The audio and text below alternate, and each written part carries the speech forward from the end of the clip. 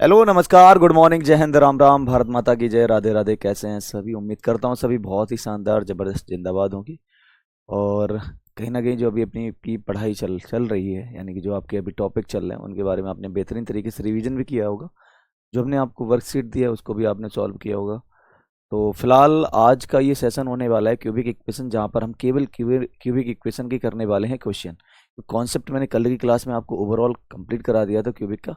कुछ आपके important notes या रिजल्ट्स रहेंगे, उसको मैं अभी आपको डिस्कस कर दूंगा आज के क्वेश्चन के साथ साथ।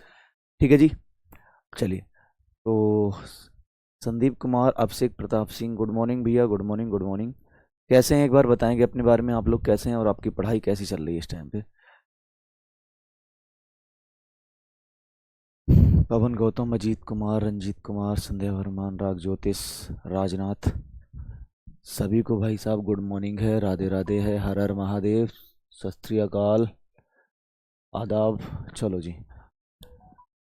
तो देखो, एक क्यूबिक इक्वेशन ना एक ऐसा टॉपिक होता है जहाँ पर मतलब कोई पार्टिकुलर अगर देखा जाए ना तो कुछ ऐसा नहीं है पर्टिकुलर इसमें कि क्वेश्चन इससे बनेंगे, हर एग्जाम में बनते हैं, नहीं बनते हैं। क्या हम स्पेशल इसको टॉपिक को पढ़ा जाता है? क्या ये एक अलग यूनिक टॉपिक है जिसको हम मतलब मुझे पढ़ना ही पढ़ना है?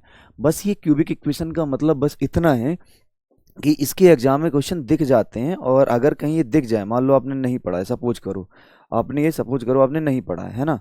और जब आपने अगर ये नहीं पढ़ा है लेकिन अगर यही क्वेश्चन आपको पेपर में दिख जाएंगे, तब आपको ये लगेगा कि यार लो, इससे बढ़िया पढ़ पढ़ लिया होता। और ठीक ठीक ठीक फॉर्मूला बेस्ड आपका ये है। ठीक है जी। तो शुरू किया जाए भाई, शुरू किया जाए। गुड मॉर्निंग भाई, गुड मॉर्निंग सभी को, गुड मॉर्निंग, राधे राधे, जय हिंद है। चलें तो फिर शुरू करते हैं। बाकी जो भी आपके डाउट्स रहे होंगे टेलीग्राम डाउट ग्रुप पर, तो वो मैं अभी आपको लगभग समथिंग शाम को 4 बजे मैं आपको क्लियर कर देता हूँ, क्योंकि दरअसल मेरी जो है ना सुबह 7 बजे इस क्लास लगातार क्लास है और हम फ्री हो पाते हैं 4 बजे। तो मैं आपकी जितने भी डाउट्स होंगे उनको मैं 4 बजे क्लियर करने की कोशिश करूँगा। आज मतलब आज के जो आज रात के आपके डाउट थे उनको मैं कंफर्म करूँगा आज कितना, शाम को 4 बजे तक। ठीक है जी। चलिए तो शुरू करते हैं। आज की इस क्लास में होने क्या वाला है, आज की क्लास में होने वाला है प्रॉपर क्वेश्चन की प्रैक्टिस, जिसमें कि आपके PYQ होंगे। ठीक है जी। बाकी एक्सपेक्टेड क्वेश्चन की हम वर्कशीट आपको अलग दे देंगे। ठीक है भैया। तो आज की इस क्लास में क्या होने वाला है, क्यूबिक के होने वाले हैं PYQ। तो जितने भी हम लोग PYQ हैं वो PYQ यहाँ पर सॉल्व करने वाले हैं, और बाद में इसकी एक्सपेक्टेड क्वेश्चन की वर्कशीट जो मैं आपको प्रोवाइड कराऊंगा विथ आंसर की। हम्म, चले जी। तो ये क्वेश्चन मैंने आपको होमवर्क में दिया था और बहुत सारे लोगों ने इसका जवाब भी दे दिया। देखो, बातें क्या होंगी, बहुत सारे लोग इन इन क्वेश्चन को समझने का प्रयास करें, क्योंकि देखो जो भी क्वेश्चन होता है ना वो हमारा इसी के लैंग्वेज में ही छुपा होता है, जो भी क्वेश्चन है। तो ईमानदारी से आराम से थोड़ा समझते हुए चलेंगे। ठीक है। क्या कहना चाहता है कि मेरे पास बहुपद है x³ plus ax² plus bx plus c का एक शून्यक। अच्छा, शून्यक का मतलब क्या है? अगर एक शून्यक की बात करी गई है तो इसका मतलब है यही हमारा रूट है, और अगर हमारा यही रूट है तो इसका मतलब है इसी का मतलब हो जाएगा मेरे भाई सॉल्यूशन। अच्छा, सॉल्यूशन का मतलब क्या है कि इस समीकरण में से x का मान 1 निकल के आ रहा है, तो x की वैल्यू -1 हो जाएगी। क्यों?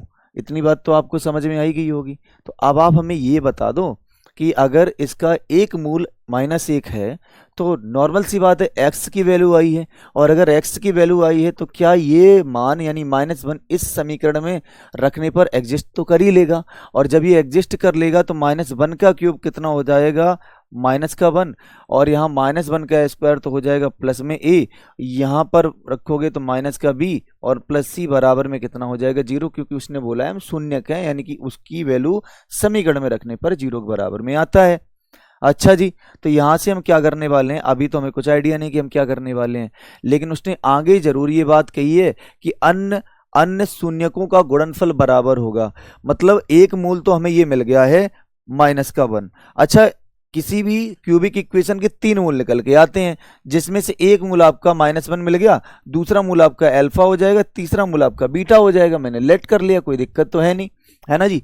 तो अब क्या बोल रहा है कि इनके गुणनफल की बात बताओ। गुणनफल, तो आपको ये बात मालूम है कि जब हम इन मूलों का गुणनफल निकालेंगे तो क्या होता है मूलों का गुणनफल का फार्मूला। याद करो, कल की क्लास में सब कुछ फार्मूले लिस्ट पढ़ाए हुए हैं।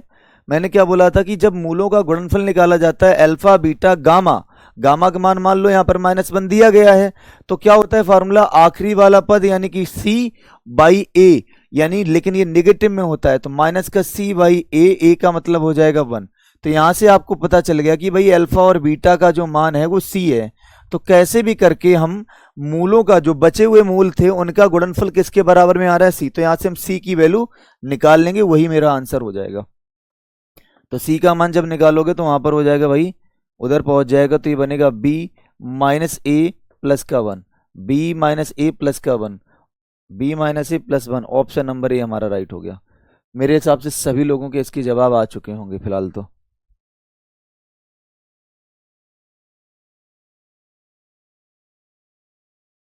ठीक है जी।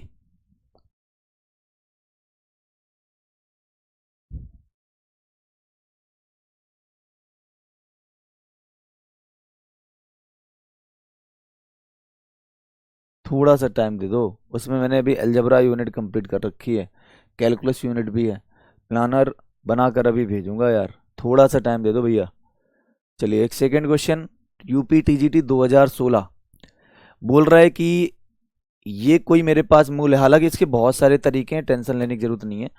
ये कोई समीकरण है क्यूबिक इक्वेशन, लेकिन आगे आपसे ये बोला गया कि मूल समांतर श्रेणी में है। अच्छा, अभी तो हमने समांतर श्रेणी पढ़ी नहीं है, लेकिन जिसको दिक्कत आएगी ना समांतर श्रेणी में उसको मैं बताना चाहूंगा कि अगर समांतर श्रेणी की बात करी जा रही है तो समांतर श्रेणी का मतलब होता है जिनके बीच में समान अंतर हो। समान अंतर का मतलब है जैसे मैंने मान लिया कि यहाँ पर 2 है, यहाँ पर 4 है, यहाँ पर 6 है, तो इनके बीच में कितने का डिफरेंस है, 2 का ही डिफरेंस है, तो अंतर बिल्कुल बराबर आ रहा है, उसको बोलते हैं हम लोग समांतर श्रेणी। इसके सॉल्व करने के 2-3 मेथड है, ठीक है, इसके सॉल्व करने के 2-3 मेथड है। पहला मेथड है आपको इस क्यूबिक इक्वेशन को ही सॉल्व करके मूल निकाल दो। अच्छा, जो मैं पूछ रहा हूँ वो एक बार हाँ या ना में जवाब दे देना बस। मैं पूछ रहा हूँ कि इस क्यूबिक इक्वेशन के क्या आप रूट्स निकाल सकते हो, क्या आप मूल निकाल सकते हो, बस इतना बता दो आप। क्या आप रूट्स या मूल निकाल सकते हो? बिल्कुल निकाले जा सकते हैं। क्या तरीका मैंने बताया था? मैंने तरीका ही बताया था कि भाई एक्स क्यूब का गुणांक उठाओ और आखिरी वाला पद उठाओ, तो कितना हो जाएगा 1 मल्टीप्लाई माइनस का 28, यानी ये बन जाएगा कितना माइनस का 28। 28 को हम कैसे लिख सकते हैं, 7 चौको 28, या -1 भी होगा और इसके बाद में 2 भी होगा, इसके बाद में 2 होगा फिर 7 होगा, कुछ भी बन सकता है ना इसमें। देखो भाई इसके हमें फैक्टर करने पड़ेंगे, ये हमारी मेंटेलिटी पे डिपेंड करेगा।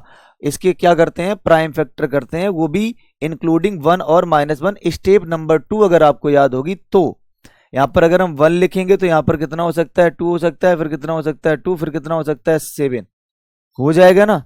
इसी प्रकार से आप इसको जस्ट नेगेटिव भी लिख सकते हो, -1, फिर इसके बाद में माइनस का 4, हालांकि एक नंबर नहीं है प्राइम, इसको मैंने ऐसे लिखा है 2 एंड 7 करके, ऐसे करके, समझ रहे हो बात को। तो ये एक पद बनाएगा, मतलब आप लिखने को लिख सकते हो, कोई दिक्कत नहीं है। आपको प्राइम फैक्टर करने, अब इन्हीं प्राइम फैक्टर में से ये ढूंढना है कौन सी वैल्यू रखने पर एक्स की जगह पर ये मान 0 बनाकर देता है।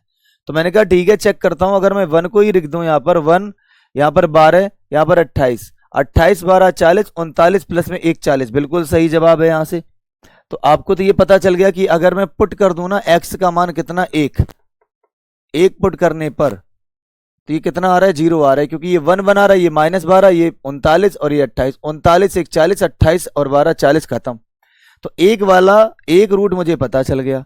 लेकिन आपको दिक्कत थी कल के केस में सिंथेटिक डिवीजन के बारे में, है ना, दिक्कत थी ना कल के केस में सिंथेटिक डिवीजन क्या होता है। तो सिंथेटिक डिवीजन क्या होता है अभी मैं इसके शॉर्टकट भी बताऊंगा, पहले इधर फोकस कर लीजिएगा।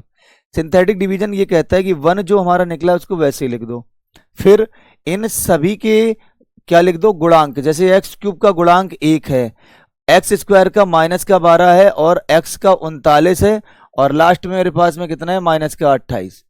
ये वाला एक वैसे को वैसे ही लिख दिया जाता है।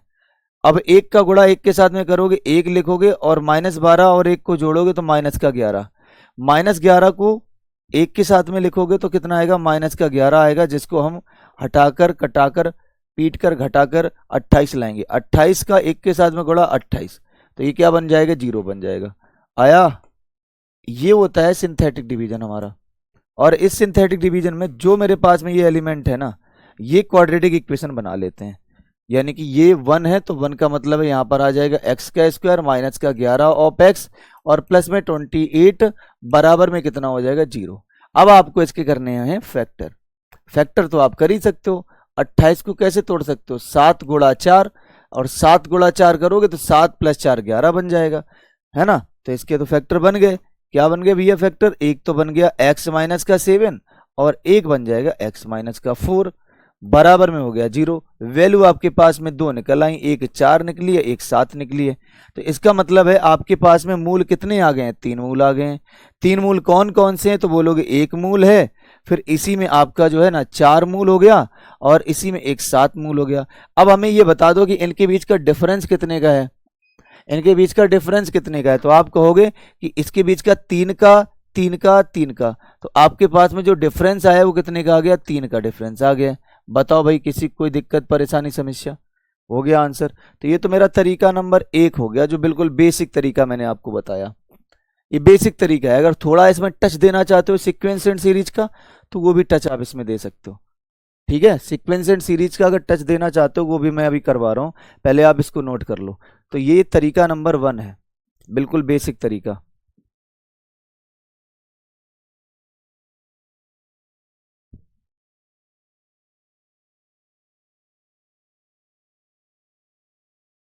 देखिए भैया, केवल क्वाड्रेटिक इक्वेशन की वर्कशीट में आपको मैंने आंसर नहीं दिए हैं। बाकी मैंने आपसे कहा है कि जितने भी अभी वर्कशीट आएंगे उसमें सभी में आंसर की आपकी मर्ज होगी। तो इस वाली वर्कशीट के लिए आप जो है प्लीज़ अभी अभी मैनेज कर लो। और सैटरडे को मैंने आपकी क्लास लगवा रखी है यूट्यूब पर, सुबह 7 बजे से लेके जितने भी टाइम तक जाएगी, जितना भी मेरे पास में टाइम होगा, 10 बजे तक, 11 बजे तक, जैसा XYZ। ठीक है जी। और बाकी अभी थोड़ा मुझे समय दो, इसकी क्लास जो है अभी 2 घंटे है, मैं इसी क्लास को 3 या 3.5 घंटे कर दूंगा। बस थोड़ा सा पेशेंस रख लीजिएगा, मुझे थोड़ा टाइम दो, जैसे ही मेरा स्लॉट खाली हो जाएगा मैं इसकी डबल क्लास करा दूंगा। ठीक है जी।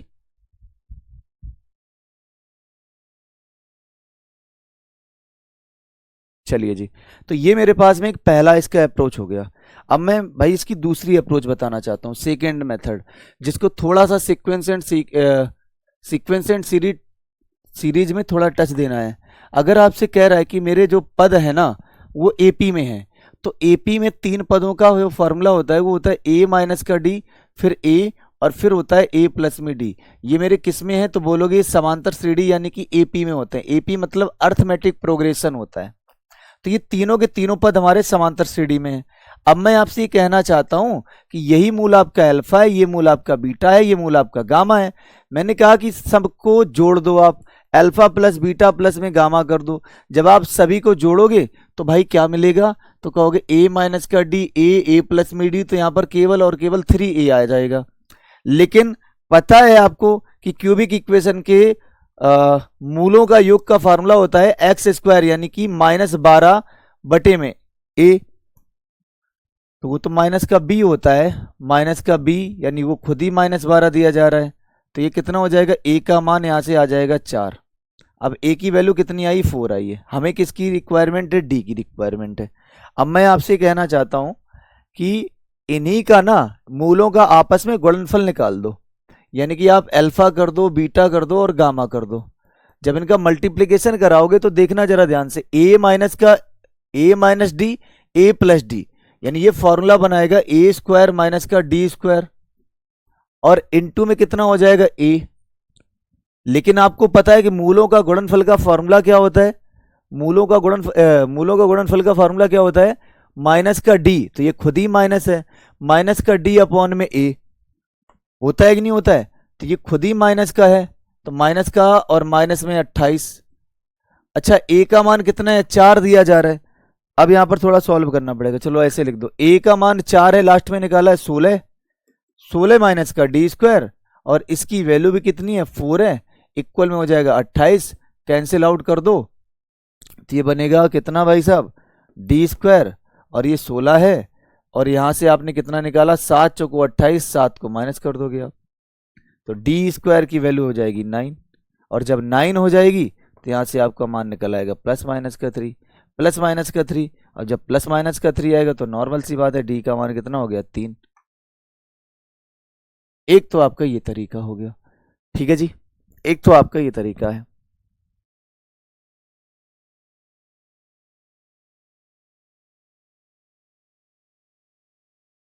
ठीक है, थोड़ा इस पे ध्यान देना है ना, इस पे फोकस करना कि जब कोई मूल एक निकलेगा, यानी जैसे ए है, ए का मतलब होता है, ये ए का मतलब क्या होता है, यहीं से थोड़ा बहुत सीख लो।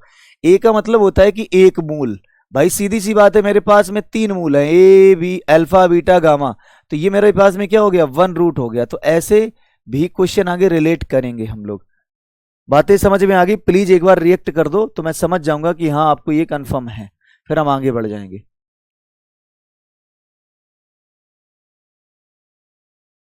चलो, ग्रेजुएशन का टॉपिक जिसके टच में नहीं है, अगले वीक से मैं कोशिश करूंगा कि एक एक टॉपिक जो है जहां जहां से हम कनेक्टिविटी बना सकते हैं, बस मैं केवल पता है, आप मुझे केवल 4 टॉपिक की परमिशन दे दो, 4 टॉपिक आप पढ़ लो, sequence and series, complex number, और आपका ये क्वाड्रेटिक हो ही चुका है, सीक्वेंस हो गया, कॉम्प्लेक्स हो गया, और इसके बाद में आपका यूज होगा बाइनोमियल थ्योरम का। मतलब इनका आप ये इतना मुझे पढ़ा लेने दो, इसके बाद में मैं आपका ग्रेजुएशन टॉपिक टच में करूंगा, सेट थ्योरी को भी पढ़ा लेने देना बस। पायल शर्मा, समझ में नहीं आ रहा है। अच्छा, ये वाला भी समझ में नहीं आ रहा है कि हमने कैसे किया।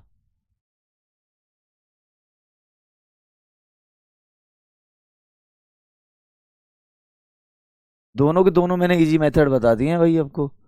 यहां पर मैंने क्या निकाला है, यहां पर मैंने निकाला है मूलों का योगफल, ये मैंने क्या निकाला है, मूलों का गुणनफल। मूलों का गुणनफल का फार्मूला क्या होता है, माइनस का डी अपॉन में ए। कल वाली क्लास शायद या तो आपने रिवीजन नहीं किया है या आपने उसको देखा नहीं है। चलो आओ, देखो क्वेश्चन को बस देख लो, समझ जाओ और आंसर हिट कर देना है। कभी कभी ऐसा भी होता है कि ऑप्शन ऐसे होते हैं, या क्वेश्चन भी ऐसा होता है, उसके ऑप्शन ऐसे होते हैं कि भाई तू कुछ भी ना कर, भाई तू कुछ भी सॉल्व ना कर, मैं तुझे आंसर दे रहा हूं, ऐसा भी कहता है क्वेश्चन, ऐसा भी कहता है ये। तो देखो जरा क्या कहना चाहता है, यदि समीकरण x cube minus 3x² minus 4x plus 12 बराबर में 0 है कि दो मूलों का योगफल शून्य है। देखना क्या कहना चाहता है, दो मूलों का योगफल शून्य है, वो दो मूलों का योगफल कितना है, कहोगे भैया शून्य है, शून्य। अच्छा, तब समीकरण के सभी मूल होंगे। भाई ऑप्शन में देखो कि कोई भी दो मूल शून्य तो तभी होंगे ना जब एक निगेटिव होगा और एक पॉजिटिव होगा, तभी तो इनको जोड़ने पर ये मान क्या बना कर देगा, शून्य। तो ऐसे कोई दो मूल देखो जो कैसे हैं, शून्य हो जाए जोड़ने पर। आपने कहा ना तो बी करेक्ट है ना तो ए करेक्ट है, मेरा सी है या तो डी है, या तो सी है या तो डी है। अब हमारा जो काम करेगा वो क्या काम करेगा, अब हमारा लेट करेगा क्या, रूट्स। मैंने कहा कि अगर दो मूलों को जोड़ने पर शून्य होता है तो इसका मतलब है एक मूल मान लो माइनस अल्फा, और एक मूल मान लो आप अल्फा, और दूसरा मूल मान लो आपको बीटा। जब ये दो मूलों को जोड़ोगे तो जीरो ही मिलेगा, तो दो मूलों का योग शून्य हो गया। अब मैं आपसे कहना चाहता हूं कि एक काम करो, इन तीनों मूलों को जोड़ो, भाई मूलों का योगफल निकालो, तो माइनस का अल्फा प्लस में बीटा, और मूलों का योगफल का फॉर्मूला होता है एक्स स्क्वायर का गुणांक, वो भी नेगेटिव में, तो माइनस में तो ये ऑलरेडी दे रखा है, अपॉन में कितना है 1, कोई फर्क डालेगा नहीं, ये खत्म हो जाएगा। यहां से मिलेगा बीटा का मान कितना, माइनस माइनस का प्लस का 3, तो यहां से बीटा की वैल्यू आ गई 3। अब दूसरी बात, अगर हम इन्हीं का क्या कर दें, प्रोडक्ट करवा दें, क्या करवा दें, प्रोडक्ट, तो माइनस अल्फा इंटू बीटा, तो प्रोडक्ट का फॉर्मूला क्या होता है, बोलोगे डी अपॉन में ए, डी का मान कितना है 12, लेकिन भैया माइनस का डी होता है तो माइनस का 12 हो जाएगा, तो ये माइनस से माइनस कैंसिल, बन जाएगा अल्फा स्क्वायर, और बीटा का मान आपने 3 निकाल रखा है, तो ये आपका हो जाएगा कैंसिल आउट। तो अल्फा की वैल्यू यानी अल्फा स्क्वायर का मान 3 से ये कैंसिल होगा 4, और अगर यहां से अल्फा का मान निकालोगे तो वर्गमूल लेना पड़ेगा, और वर्गमूल में किसका स्क्वायर 4 होता है, 2 का, यानी यहां से आपको अल्फा की वैल्यू कितनी मिलेगी, प्लस माइनस में 2। अब प्लस माइनस में 2 मिलेगी अल्फा की वैल्यू। ठीक है जी, तो यानी कि माइनस का 2 plus 2 and 3, option number C मेरा राइट आंसर हो गया। सभी का आंसर आ चुका होगा, ना ना ना ना ना ना ना ना, ऐसे नहीं, ऐसे नहीं महमूद जी, नहीं भैया, ना ना ना, ये तो गलत है भाई, ऐसे नहीं, -3 3 2 नहीं होगा।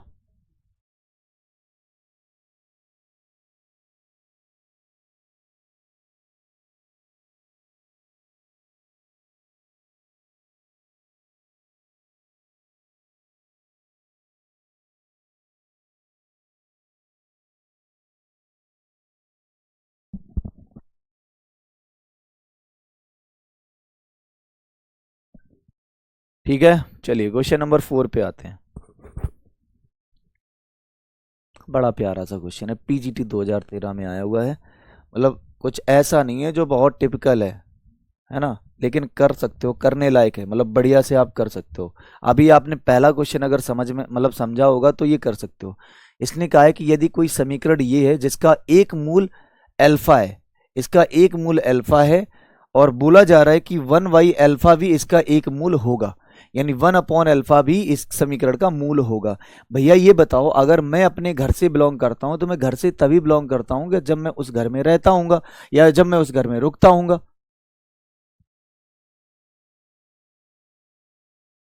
देखिए जी, जिसकी क्लास छूट गई है या जिसको समझ में नहीं आया है, इसका मतलब यही है कि या तो आपके बेसिक कॉन्सेप्ट क्लियर नहीं। कल मैंने पूरे प्रॉपर 1 घंटा 48 मिनट मैंने ले डाला था क्यूबिक इक्वेशन की, इतने डीप ले जाकर इतने कॉन्सेप्ट को समझाने का प्रयास मैंने किया था। अगर आपने वहां पर नहीं किया तो भाई मतलब क्या आप कह रहे हो कि ये समझ में नहीं आया? भाई इसमें क्या दिक्कतें आ रही हैं, आप जरा मुझे बता सकते हो? इसने बोला कि दो मूलों का योगफल, अच्छा सीधी सी बात है, कोई क्यूबिक इक्वेशन है, इसके 3 मूल निकल के आएंगे, जिसमें से दो मूलों को योगफल शून्य करना है, तो दोनों मूलों को योगफल शून्य करना है, मुझे अपने आप को खत्म करना है। खत्म करना है तो मैं अपने आप की नेगेटिव माइंड में सोचने लगूंगा, तो नेगेटिव चीजें मैंने ले आए, यानी यहाँ पर एक अल्फा है तो दूसरा माइनस अल्फा है। क्या है इसमें? कुछ है ही नहीं ऐसा लॉजिक। ठीक है जी, चलो। तो इस समीकरण का एक मूल अल्फा है, तो अगर एक मूल इस समीकरण से आ रहा है तो मतलब एक्स की जगह पर अल्फा हम लिख सकते हैं। तो अगर ये अल्फा एक्स की जगह पर रखोगे तो अल्फा का क्यूब माइनस का 2 अल्फा, नहीं नहीं नहीं, प्लस में 2 अल्फा स्क्वायर, प्लस में जी ऑफ अल्फा, प्लस में 1 और इक्वल टू 0। ये इक्वेशन नंबर कौन हो गई? 1 हो गई। ठीक है जी, बढ़िया बात। अब एक काम करते हैं, काम ये कर रहे हैं कि 1/अल्फा को इसी में रख देते हैं। तो 1/अल्फा को रखेंगे तो 1/अल्फा का क्यूब प्लस में 2, 2/अल्फा का स्क्वायर, फिर यहाँ पर हो जाएगा जी अपॉन में अल्फा का मतलब हो जाएगा 1/अल्फा, यानी यहाँ पर प्लस में कितना है 1, 1 से कोई फर्क पड़ेगा नहीं। लेकिन मैं चाहता हूं कि इसकी एलसीएम बराबर कर लो। अल्फा क्यूब है ना, इधर अल्फा स्क्वायर इधर अल्फा है, तो मैंने कहा कि एक काम करते हैं, अल्फा क्यूब मैंने इसको बनाया, तो अल्फा क्यूब जब बनाओगे तो यहाँ तो 1 का 1 रहेगा, लेकिन यहाँ अल्फा स्क्वायर है, एक अल्फा की कमी है, ऊपर भी एक अल्फा का गुणा हो जाएगा।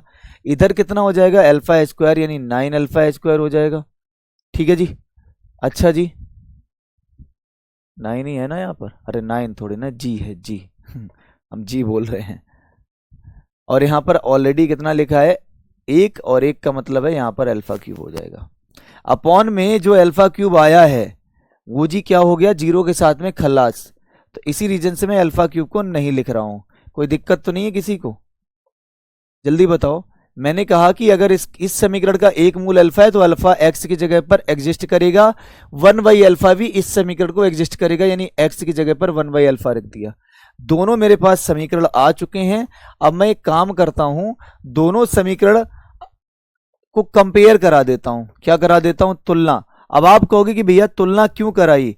भैया तुलना इस वजह से कराई कि मैं और मेरा भाई वो एक ही घर से बिलोंग कर रहे हैं, तो इसका मतलब जो मेरी वैल्यू होगी उस घर के उस घर में वही उसकी वैल्यू होगी, यानी कि इसमें जितने भी जो भी गुणांक हैं उन सभी के मान एक आने चाहिए, मतलब बराबर आने चाहिए ना।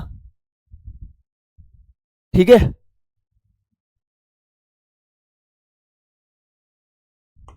तो यहां पर कितना हो जाएगा भाई? ये बोलोगे देखो अल्फा के साथ में कितना है? जी है। इधर अल्फा के साथ में कितना है? 2 है। तो सीधा सीधा मान मिल गया, जी का मान कितना हो गया? 2। दूसरी बात, यहां अल्फा स्क्वायर, अरे भाई यहाँ पे अल्फा स्क्वायर लिख दो, एक्स स्क्वायर नहीं, अल्फा रख रखा है ना, अल्फा स्क्वायर। यहां से देखना आप, अल्फा स्क्वायर के साथ में कितना है? 2, और अल्फा स्क्वायर के साथ में कितना है? जी, मतलब जी का मान 2।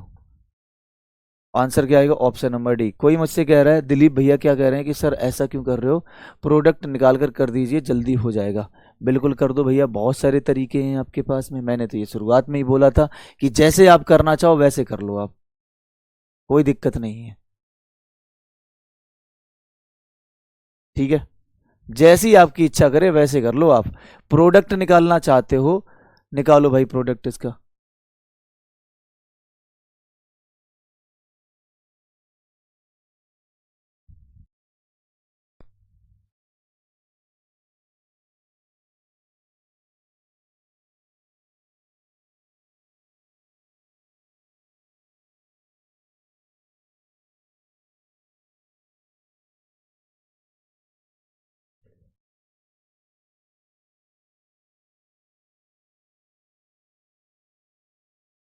हो गया जी।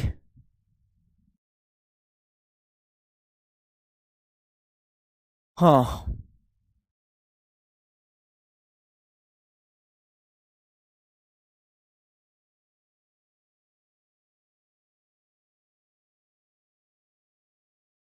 चलो नेक्स्ट।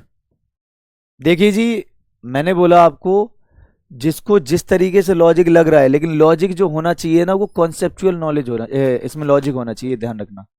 जो भी आपको करना है, चाहे आप फार्मूले बेस्ड जाना चाहो फार्मूले बेस्ड जा सकते हो, कोई दिक्कत नहीं है, जैसी आपकी इच्छा करे। मैंने कहा कि मैं तो मूल को एग्जिस्ट करवा रहा हूं, तो एग्जिस्टेंस भी होना है। एग्जिस्ट मैंने करवा दिया मूलों को। मैं और भी अगर आगे मूल दिए जाएंगे तो मैं तो एग्जिस्टेंस पे जाने वाला हूं। ठीक है जी।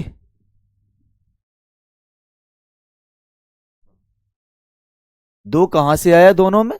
दिख नहीं रहा है भैया जी। दो कहां से आ जाएगा यार? क्यों नहीं आएगा दो? यहां पर दो लिखा है तो दो नहीं आएगा कहीं पर। फिर वन बाई अल्फा लिख रहा हूं तो एक पावर कम नहीं होगी? सब कुछ तो सामने चल रहा है, दो कहां से आ गया?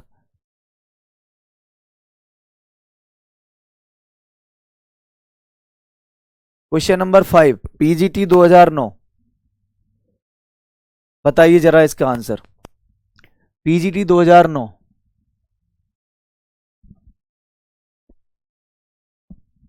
क्यों, वॉल्यूम कम है क्या भैया? ठीक है। देखिए जी, इसका मैंने कल फॉर्मूला बताया था आपको। कहां गया? Summation alpha square beta. इसका फॉर्मूला क्या होता है? इसका फॉर्मूला होता है अल्फा प्लस बीटा प्लस में गामा, ब्रैकेट में alpha beta plus beta gamma plus gamma alpha minus 3 alpha beta gamma. जिसको मैंने शॉर्टकट में क्या लिखाया था, अल्फा प्लस बीटा गामा को एस लिखा था, इसको मैंने लिखा था आर, और इसको मैंने लिखा था 3 ऑफ पी, पी मतलब प्रोडक्ट।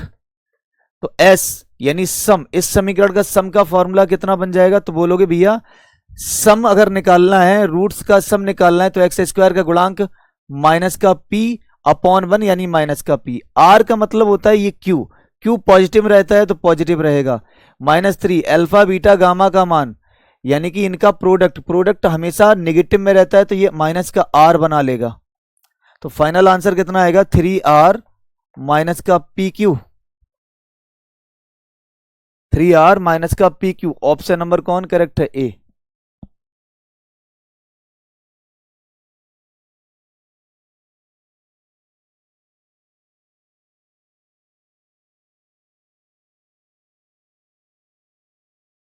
भाई मेरी तरफ से वॉल्यूम बिल्कुल प्रॉपर तरीके से ठीक है, फुल है। आप अपनी तरफ से वॉल्यूम को बढ़ा लीजिएगा। चलिए नेक्स्ट क्वेश्चन पे आते हैं, क्वेश्चन नंबर 6 पे। क्वेश्चन नंबर 6 पे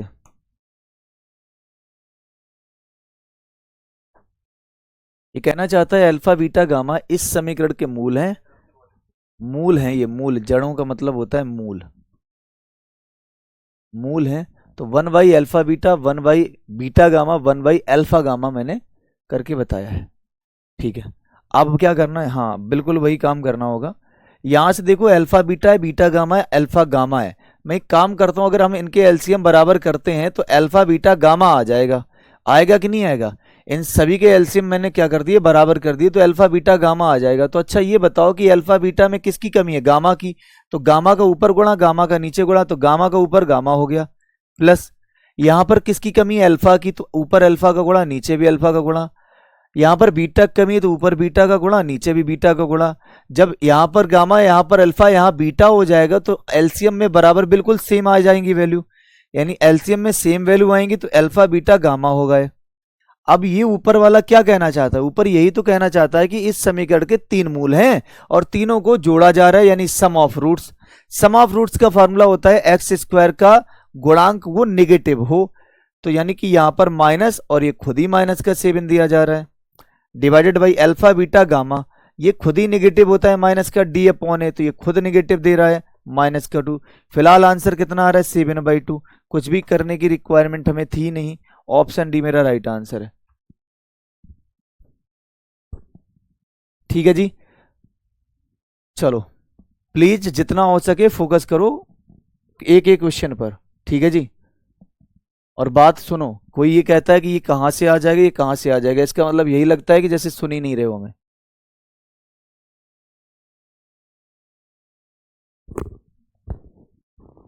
चलिए जी, राजस्थान टीजीटी 2015, क्वेश्चन नंबर 7। इसमें आपसे कहा जा रहा है कि मेरे पास एक एक क्यूब रूट है, मतलब एक क्यूबिक इक्वेशन है, और उस क्यूबिक इक्वेशन के जो मूल यानी उसके जो सॉल्यूशन या उसके जो रूट निकल के आएंगे वो क्या सभी वास्तविक और समान होंगे, सभी वास्तविक व भिन्न होंगे, सभी सम्मिश्र संख्या होंगे। तो ये तो गलत हो गया, सारे तो सारे कॉम्प्लेक्स नंबर तो बनते नहीं है क्यूबिक इक्वेशन में। क्यूबिक इक्वेशन में दो ही शर्त होती है, या तो सारे के सारे मूल रियल हो जाते हैं या कोई एक रियल तो दो इमेजनरी। तो ये तो गलत हो गया। अब मेरे पास में ये वाली वैल्यू बची है ए बी एंड डी, तो बिल्कुल सही है, सभी वास्तविक और भिन्न भी हो सकते हैं, समान भी हो सकते हैं। क्या समान हो सकते हैं, बस इतना बताओ, क्या इक्वल रूट्स हो सकते हैं, सारे के सारे इक्वल रूट्स हो जाएंगे क्या? क्यों जी, सारे के सारे इक्वल रूट्स हो सकते हैं? बताओ। दो रिपीटेड रूट हो सकते हैं, मैंने जिक्र केवल किसका किया, दो रिपीटेड रूट का, दो ही रिपीटेड रूट होते हैं, मतलब ये अभी हम इसको बाहर करेंगे। अब मेरे पास बी या डी, अब इसको सॉल्व करने का तरीका क्या होता है, पहले क्यूबिक इक्वेशन में ऐसी वैल्यू पुट करो जो इसको जीरो बना दे। अब बोलोगे हमें कैसे पता लगेगा, तो तरीका तो आपको बता दूंगा ना, मैंने बताया भी था क्या, कि इसके साथ में 1 है और कांस्टेंट वैल्यू माइनस का 35 है। एक का गुणा -35 के साथ में करोगे तो कितना आएगा, -35। -35 का क्या करना है, हमें प्राइम फैक्टर करने, इंक्लूडेड एक और -1। तो 1 हो जाएगा, फिर 5 हो जाएगा, फिर 7 हो जाएगा, फिर 35 भी हो जाएगा। या -1 लिख दो, -5 लिख दो, -7 लिख दो, -35 लिख दो। अब इन्हीं नंबर में से ना, इन्हीं नंबर में से ना ये इक्वेशन सेटिस्फाई हो जाएगी। देखो अगर 1 लिखोगे यहां पर तो 18 35 ये नेगेटिव रहेगा, नहीं फर्क पड़ता। 5 लिखोगे, 5 का क्यूब 125 होता है, और 18 पंचे 90 होता है, 90 और 35 जोड़ोगे, बिल्कुल सही बात है, कैंसिल आउट कर देगा। तो हमें मतलब पता ये चल गया यहां से कि हम क्या पुट करने वाले हैं, पुट करने वाले हैं कितना, पुट करने वाले हैं x = 5। तो एक हमें मूल पता चल गया, एक रियल रूट्स है। और जब आपको ये पता चल जाता है तो अब इसमें लगाते हो सिंथेटिक डिवीजन। सिंथेटिक डिवीजन मतलब 5 को ऐसे ही लिख दोगे, बाकी इनके गुणांक लिख दोगे। जैसे x³ का गुणांक 1 है लेकिन आगे x² नहीं है, तो जब x² नहीं है तो उसका गुणांक 0 लिख दिया जाता है। x के साथ में कितना है, -18, तो -18, और बाकी आखिरी का बचा हुआ पद कौन सा है, -35। अब सिंथेटिक डिवीजन करते कैसे हैं, पहला वाला पद एक ऐसे लिख दिया जाए, 1 का 5 के साथ में गुणा 5, दोनों को जोड़कर 5, 5 का 5 के साथ में गुणा 25, 25 में से कितना चला जाएगा, 18, यानी कितना बचेगा, प्लस का 7, और 7 का 5 के साथ में गुणा 35, और 35 और -35 को जोड़ने पर 0 बन गया ना, 0। तो मेरे पास ये जो 3 पद हैं यही हमारे क्वाड्रेटिक इक्वेशन को डेवलप करते हैं। क्वाड्रेटिक इक्वेशन बोले तो x का स्क्वायर, और 5 है तो ये 5x, और 7 है तो ये 7 बराबर में 0। लेकिन इसने ये नहीं कहा है कि हमें सॉल्यूशन चाहिए, इसने ये बोला है कि हमें ये बताओ कि इनका नेचर क्या है, कितने आपके रियल रूट्स और कौन से आपके कॉम्प्लेक्स रूट निकल के आते हैं। तो मैंने आपको एक तरीका बताया था, याद करो, जब आपके पास में कोई क्वाड्रेटिक इक्वेशन या बोलो तो आप f' निकल आता है, उसको 0 के बराबर में रखते हो, तो फिर यहां से ना हम क्या निकालते थे, डिस्क्रिमिनेंट निकालते थे, विविधकर। क्या निकालते थे भैया, डिस्क्रिमिनेंट। कल के केस में याद है, अगर रिवीजन किया होगा तो याद होगा, अगर नहीं होगा तो फिर कोई बात ही नहीं, फिर जैसा तैसा काम चल रहा है, फिर चलाओ आराम से। ठीक है जी। विवेक कुमार जी, आर डी शर्मा के भी क्वेश्चन करवाइए। जी भैया, आर डी शर्मा के क्वेश्चन भी कराएंगे। अगर आपके पास में क्वाड्रेटिक इक्वेशन की वर्कशीट गई है तो शायद आपको थोड़ा बहुत आइडिया लग गया होगा कि उसमें हमने आर डी शर्मा के भी क्वेश्चन इंगेज किए हैं। ठीक है जी, चलो बाकी और कोशिश कर लेंगे, और हम तो कह रहे हैं आर डी शर्मा के प्रॉपर क्वेश्चन उठा के सॉल्व करवा देंगे। ठीक, फिर कंपटीशन का कोई मतलब नहीं बनता है, ना ही मेरा एनडीए का मतलब बनता है, और ना ही मेरा आईआईटी जेईई के अकॉर्डिंग जो पर्टिकुलर केसेस में सिंगल स्टेप में आंसर आते हैं वो मैं सभी को इंगेज करके चल रहा हूँ भैया, आप परेशान होने की जरूरत नहीं है आपको। ठीक है, डिस्क्रिमिनेंट 0 होता है। अब डिस्क्रिमिनेंट यहां निकालो, बी का स्क्वायर यानी 5 का स्क्वायर 25 माइनस का 4, ए का मान 1 है, सी का मान है 7, तो 28 में से 25 चला जाएगा, माइनस का 3, माइनस का 3 जीरो से कैसा है, छोटा है, यानी आपके जो डिस्क्रिमिनेंट है वो खुद ही जीरो से छोटी आ गई। और डिस्क्रिमिनेंट अगर जीरो से छोटी आती है तो आपके पास में क्या मिलते हैं, 2 इमेजिनरी रूट्स, यानी 2 इमेजिनरी रूट्स या कॉम्प्लेक्स रूट मिल जाते हैं। तो साफ साफ पता चल रहा है मेरा आंसर क्या होगा, ऑप्शन नंबर डी, एक वास्तविक परंतु दो संयुग्मी, या फिर कह सकते हो इसको काल्पनिक मूल। ठीक है जी,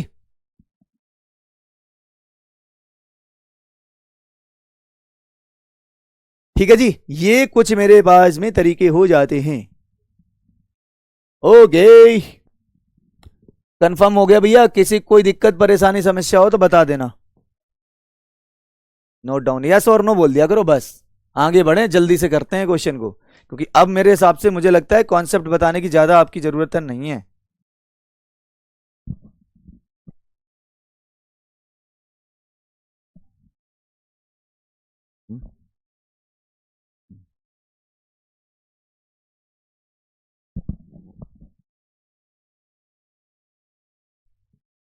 चलो आओ, ये क्वेश्चन कह रहा है कि बताओ इसके मूल क्या है, मूल क्या है, इसके मूल क्या है, इसके सॉल्यूशन पूछे जा रहे हैं। भैया देखो, एमसीक्यू टाइप का क्वेश्चन आया, आ गया। अगर हम ये उसमें डिस्क्रिप्टिव में आता, तो डिस्क्रिप्टिव में मैंने क्या बोला था कि यहां अगर 1 है, यहां -126 है, इनका गुणा कराओगे तो -126, इनके हम क्या करेंगे, प्राइम फैक्टर इंक्लूडिंग 1 एंड -1, 1 के साथ में गुणा करोगे, 2 के साथ में गुणा करोगे, 3 भी प्राइम फैक्टर होता है, और 3 और 7 या 21, 21 गुणा 6 यानी 126। ठीक है जी, -1 लिख सकते हो, -2 लिख सकते हो, माइनस का 9 या 3 या ऐसे कुछ करके लिख सकते हो, यानी ये आपके सारे के सारे फैक्टर हैं कुल मिलाकर। ठीक है, अब एक बात बताओ मुझे, हर एक ऑप्शन में ना एक मूल मुझे दिया जा रहा है 6 6 6 या -6, तो अगर 3 ऑप्शन में 6 तो एक चीज कंफर्म होगी, -6 वाला तो गलत होगा। ये 6 6 6 जो है वो इसका मूल होगा, तो चेक करके देख लो, बस पुट करके देख लो भाई, एक बार पुट कर लो x = 6 इसी में, भाई ये तीनों के तीनों मूल निकल के आ रहे हैं ना, तो ये जो 6 होगा इसी समीकरण का मूल होगा। 6 को पुट करके देखो, 6 का क्यूब कितना होता है, तो बोलोगे 216, माइनस का 6 पंचे 15 छक्का 90 होता है, 90 और -126, तो 126 90 216 कैंसिल होके 0 बनाएगा, बिल्कुल बनाएगा भाई साहब। यानी मुझे एक चीज पता चल गई है, यहां से जो आपका मूल आ गया है 1 6 आ गया है, और अगर 1 6 मूल आ गया है तो अब आपको कोई नहीं रोक सकता है इसका सॉल्यूशन निकालने में। बोलो क्यों, क्योंकि अब हम क्या करने वाले हैं, सिंथेटिक डिवीजन। तो 6 को लिखना है, इसका कॉपिशेंट 1 है, एक्स स्क्वायर है नहीं तो एक्स स्क्वायर का कॉपिशेंट 0, एक्स का कॉपिशेंट -15 और इसका हो जाएगा -126। एक जैसा था इसको वैसे ही लिख दो, 1 का गुणा 6 के साथ में करना है, 6 लिख दिया, दोनों को जोड़ दो तो भाई कितना हो जाएगा, आप बोलोगे 6, 6 गुणा 6 यानी कि कितना हो जाएगा 36, 36 में से अगर 15 जाएगा तो कितना बचेगा भाई साहब 21। ठीक है, 21 का गुणा 6 में करोगे तो 126, और 126 क्या बना देगा 0। मतलब आप ऐसे समझ लो कि ये मेरे पास में क्या आ गए हैं, समीकरण आ गए हैं, मतलब 1 6 21 आए, क्वाड्रेटिक के कॉपिशेंट है। ये क्या है, क्वाड्रेटिक के कॉपिशेंट है, मतलब एक्स स्क्वायर प्लस में 6x और ये 21 बराबर में 0। आप एक बार इनके फैक्टर करके देखो जरा, क्या फैक्टर होंगे, क्यों जी, क्या इसमें फैक्टर हो सकते हैं, जल्दी बताओ, क्या इसके फैक्टर हो सकते हैं, देख लीजिएगा।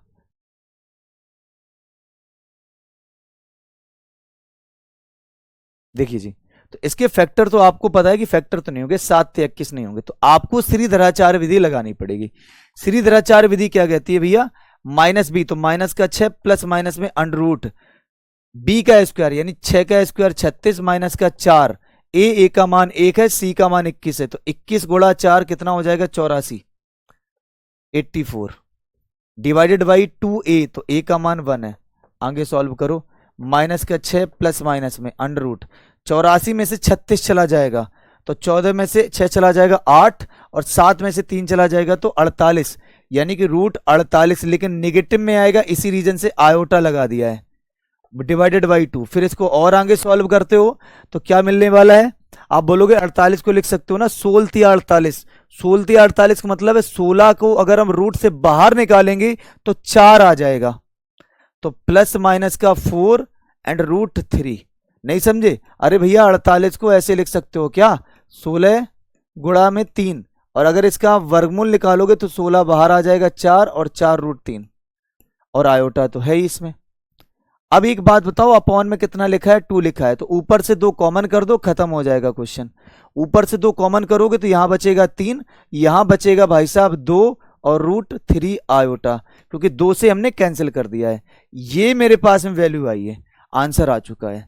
क्या कहना चाहता है, माइनस का 3 प्लस 2 रूट 3 आयोटा, माइनस का 3 2 प्लस माइनस का 3 और 2 प्लस में रूट 3 आयोटा ले लो, क्योंकि एक बार प्लस ले लो एक बार माइनस ले लो, तो -3 प्लस 2 रूट 3 आयोटा, ठीक है, -3 माइनस का 2 रूट 3 आयोटा, बिल्कुल करेक्ट आंसर है ऑप्शन नंबर सी। ये तो था एक बेसिक तरीका, मतलब ये उन लोगों के लिए है जिनको अभी बेसिक क्लियर नहीं, उन सभी के लिए मैंने ये बेसिक तरीका आपको बता रखा है, ये प्रॉपर बेसिक तरीका मैंने यूज किया है, ठीक है जी, ये बेसिक तरीका है प्रॉपर तरीके से।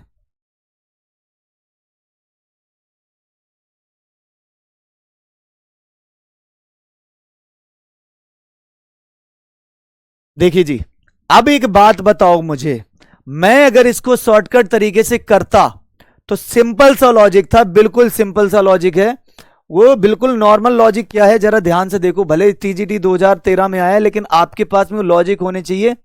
आपको जब क्वेश्चन सॉल्व करना, जब आप क्वेश्चन सॉल्व कर रहे होते ना तो खुद ही आइडिया लग जाता है ये माइंड में कि यार ये ऐसे भी हो सकता है।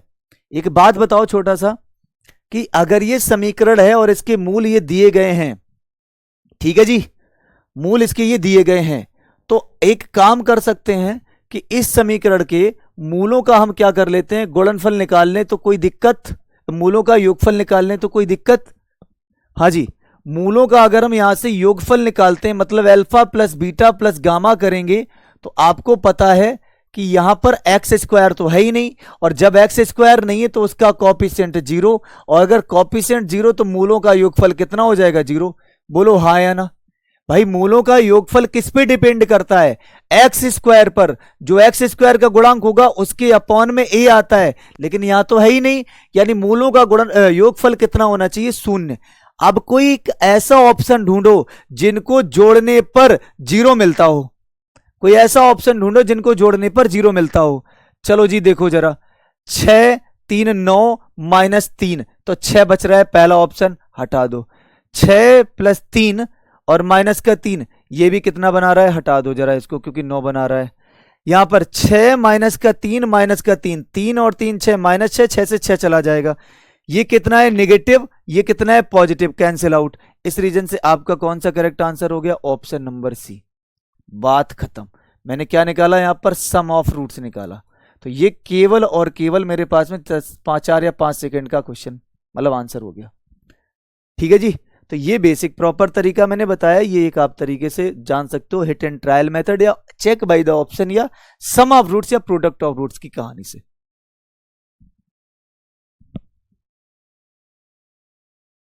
ठीक है जी, बातें समझ में आ गई, प्लीज एक बार जल्दी कंफर्म करो, आगे बढ़ो, क्योंकि क्वेश्चन बहुत सारे हैं, ढेर सारे हैं अभी, और मुझे 1 घंटे के बचे हुए जो टाइम है उसमें हमें क्या करना है, कवर करना है। चलो जी, इसका बताना है जवाब, और मेरे हिसाब से ये क्वेश्चन जो है अभी आप कर चुके हो, राजस्थान टीजीटी 2011 में आया था ना, अभी अभी इसको आपने किया है। मैं इसको ऊपर ले जा रहा हूं जहां पर मैंने वो क्वेश्चन करवाया हुआ है डिफरेंस का, जहां पर डिफरेंस 3 आया था। लो भाई, डिफरेंस 3 आया था कि नहीं आया था, देखिए जरा, यही सेम समीकरण था ना, x³ -12x² प्लस में 39 और -28 बराबर में 0। क्या यही समीकरण है, x³ -12x² प्लस में 39 माइनस का 28, बिल्कुल सेम है कि नहीं है, अरे है कि नहीं है। तो एक बात बताओ, इस समीकरण से मेरे पास कितने मूल निकल के आए थे, 1 4 और 7 निकल के आया था, जरा चेक करके देख लो, कितना निकल के आया था 1 4 7। अब इनके बीच का डिफरेंस कितने का था, तो बोलोगे इनके बीच का डिफरेंस कितने का हो जाएगा, मूलों समांतर श्रेणी में है तो दोनों मूलों का अंतर क्या होगा, तो इनके बीच का अंतर कितने का है, बोलोगे +3। कितने का अंतर है, +3। आंसर हमारा क्या आएगा, ऑप्शन नंबर सी राइट है। बोलो भाई किसी को कोई दिक्कत तो नहीं है।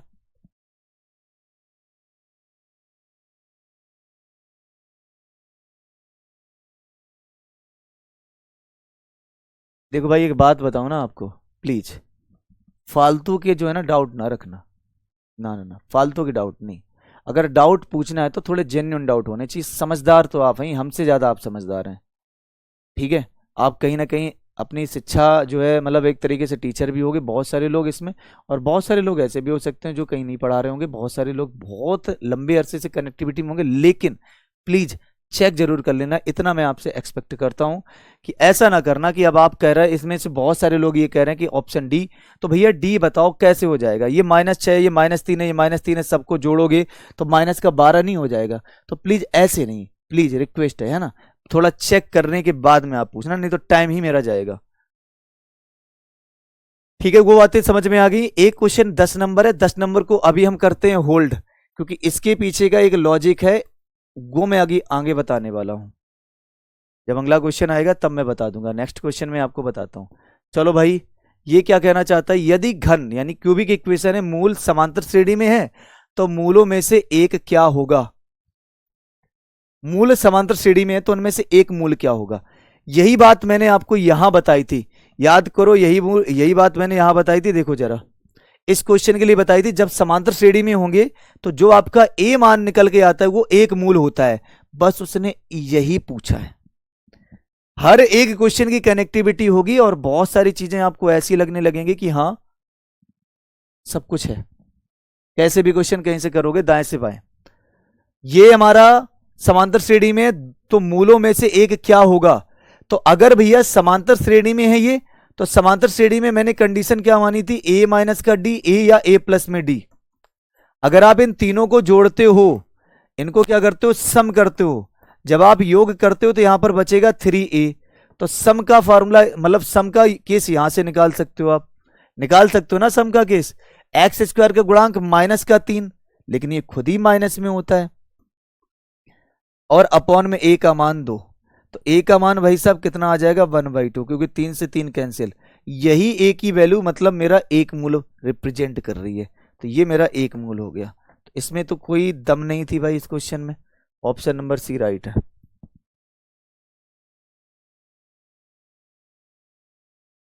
बताओ भाई जरा, क्या क्लियर हो गया भाई सभी को।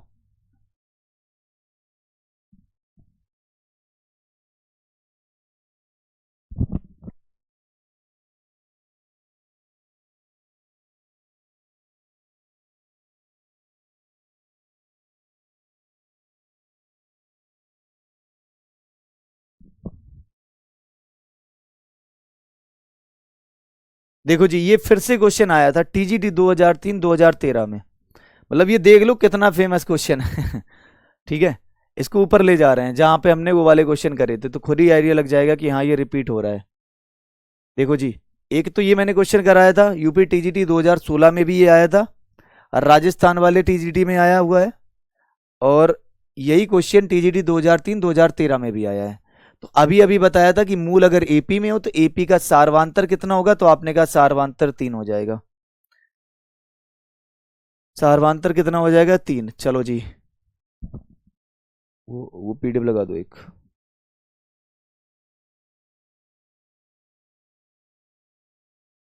आ जाओ, बताओ भाई।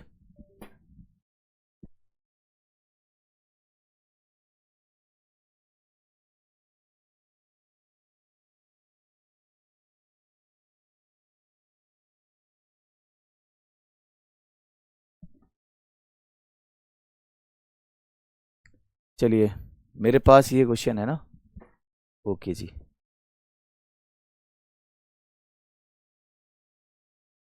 चलो भाई इसका जवाब बता दो आप। वही समीकरण है जिसकी मूल अल्फा बीटा गामा है, बिल्कुल डायरेक्टली पूछ लिया गया है। आप मुझे बताओ कि alpha beta plus beta gamma plus gamma किसका मान होता है, आर का। आर, इसको आर बोलते हैं ना इसको, अल्फा बीटा, बीटा गामा और गामा अल्फा को आर बोला जाता है। रिवीजन करते रहना, बीच में 4 हो जाएगा, मेरी कोई गारंटी नहीं है भैया। मैं आर का यूज कर रहा हूं, एस का यूज कर रहा हूं, पी का यूज कर रहा हूं, क्यों कर रहा हूं वो सब कुछ पढ़ाया हुआ है। तो प्लीज रिवीजन जरूर कर लेना, नहीं तो ऐसे निकलेगा। मेरे पास इतना समय तो नहीं है कि मैं इन सभी को बार बार लिख पाऊं। ये आर का मान है, और आर का मान कितना होता है बोलोगे? आर की वैल्यू होती है एक्स का coefficient and divided by X cube का कॉपिसेंट। तो कितना आएगा? Only Q, option number B.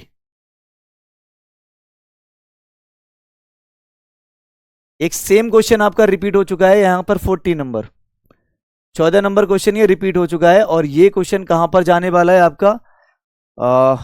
मूलों के जो योगफल शून्य है, तो मूलों का योगफल कहां शून्य था? अभी इसका क्वेश्चन मैंने कहां करवाया था भाई? वहीं पर इसको ले जाएंगे, जिससे आपको ये पता चल जाएगा कि हाँ ये सेम सेम है।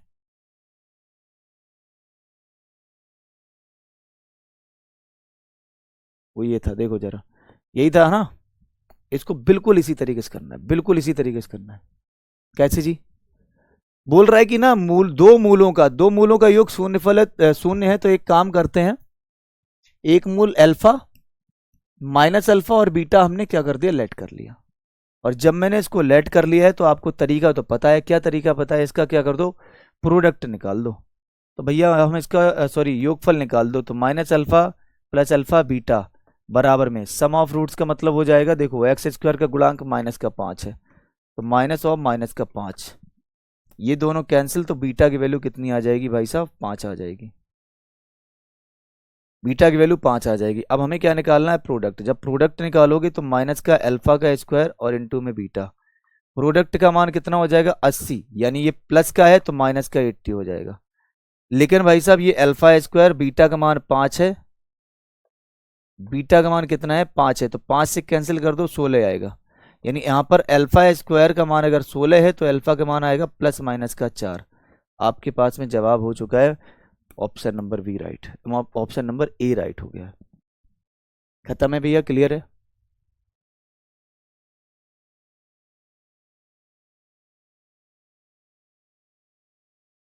सेम क्वेश्चन ना लाया करो। मैं आपको ये दिखाना चाह रहा हूँ कि इतनी बार ये क्वेश्चन रिपीट हुआ है, आप कह रहे सेम क्वेश्चन ना लाया करो। मैं करवा थोड़ी ना रहा हूँ भैया, सेम क्वेश्चन कहाँ आ रहा है? मैं तो केवल ईयर के अकॉर्डिंग बता रहा हूँ ये क्वेश्चन कितनी बार कैसे कैसे पूछा गया है। चलो ये सेकंड सीट है, इसी के थ्रू 14 क्वेश्चन अभी मैंने कवर कर लिए हैं। अब एक क्वेश्चन आता है फिर से हरियाणा टीजीटी का। चलो जी, सीधा सीधा फार्मूला पूछ लिया गया है, बिल्कुल सीधा सीधा फार्मूला है, इसमें कुछ भी अंतर नहीं है, कोई भी खास अंतर नहीं है। बता दो जरा, जवाब बताओ इसका फटाफट से।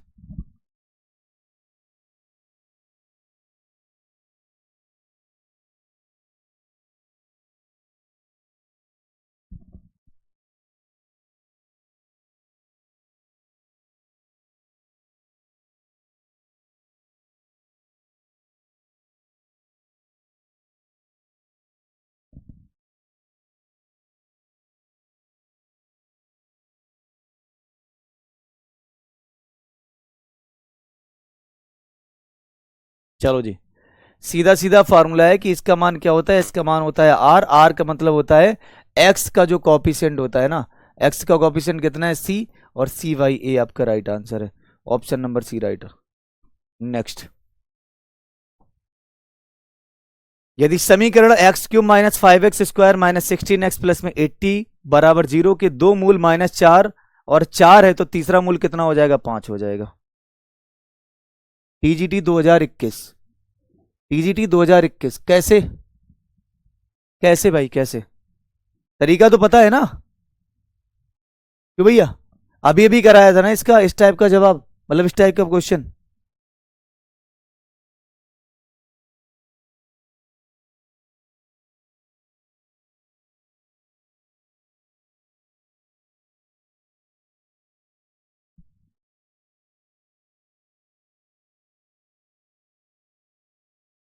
क्लियर है भैया जी?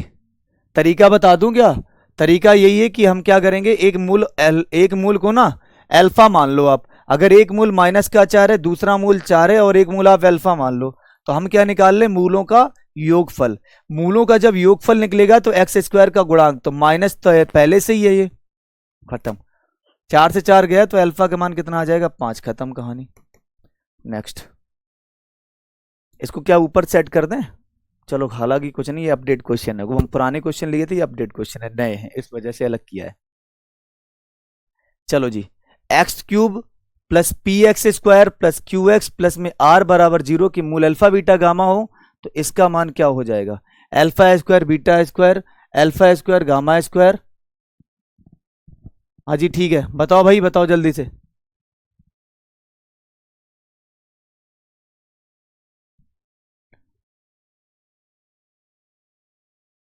देखो जी, इसके लिए फॉर्मूला मैंने क्या बताया था? इसके लिए फॉर्मूला मैंने बताया था R square minus 2PS, R square minus 2PS।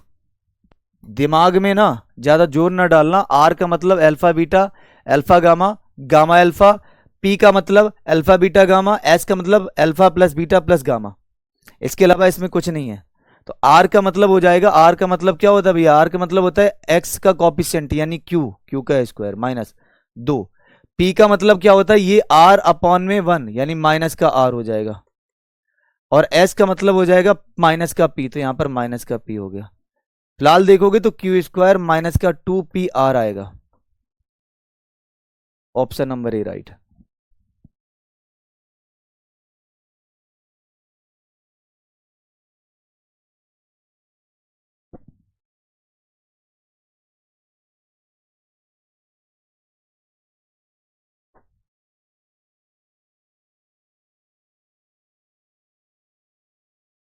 GIC प्रवक्ता में ये आया था, कहना चाहता है वह शर्त ज्ञात कीजिए ताकि त्रिघात यानी क्यूबिक इक्वेशन के मूल गुणोत्तर श्रेणी में हो, कि मूल गुणोत्तर श्रेणी में हो। बताओ भाई जल्दी से। पहले हम बेसिक, फिर हम इसका लॉजिकल तरीका लगा लेते हैं। देखो, गुणोत्तर श्रेणी का मतलब होता है कोई ऐसे पद जिनका गुणा करने पर बराबर आता हो, कोई ऐसे पद जिनका गुणा करने के बाद में बराबर आता हो, बस ऐसे समझ लो आप। या गुणनफल इक्वल आए, या उनके बीच में सार्वनुपात बराबर आए। तो मैंने कहा कि अगर इसके 3 मूल हैं, गुणोत्तर श्रेणी में है, तो मैंने कहा लेट कर लो। अल्फा बराबर में लेट कर लिया ए, बीटा का मान मैंने लेट कर लिया AR, और गामा का मान लेट कर लिया AR स्क्वायर। ऐसे भी कर सकते हो। तो जब मेरे पास अल्फा बीटा गामा आ गया तो मैं आपसे कहूंगा कि इनको जोड़ दो। जब आपने इनको ऐड कर लिया तो ऐड करने के बाद में आपने क्या कर दिया भैया? क्या हुआ?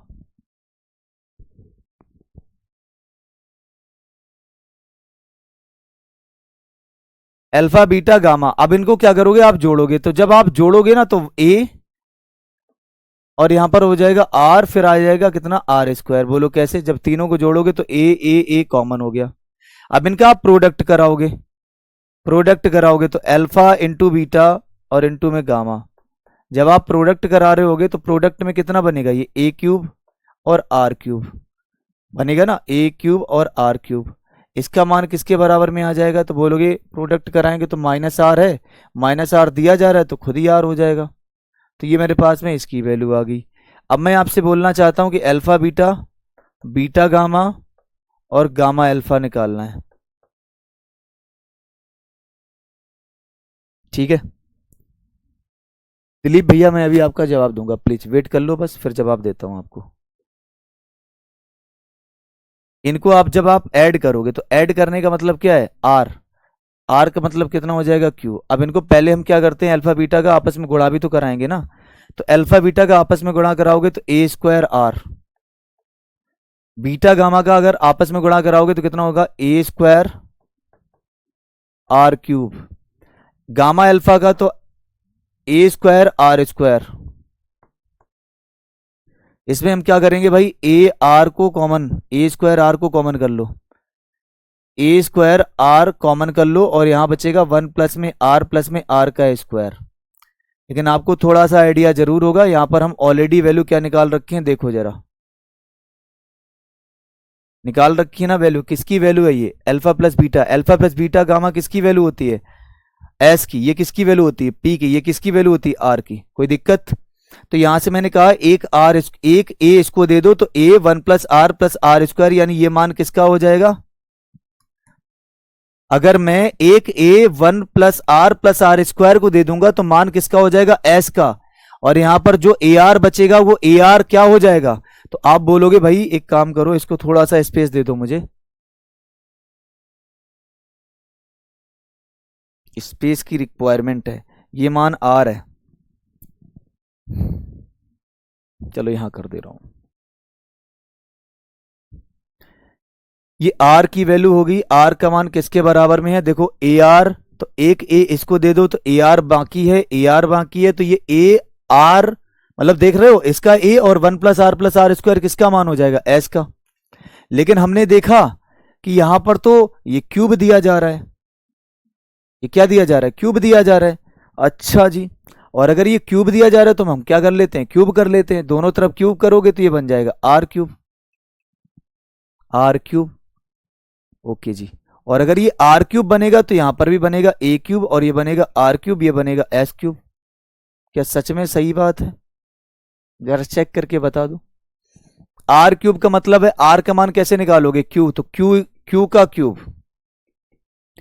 ये किसकी वैल्यू है, तो बोलोगे a³ और r³, a³ और r³ का मान कितना है, r, देख लो जरा, a³ और r³ का मान किसके बराबर में आएगा, r के बराबर में आ जाएगा, बात खत्म हो जाएगी।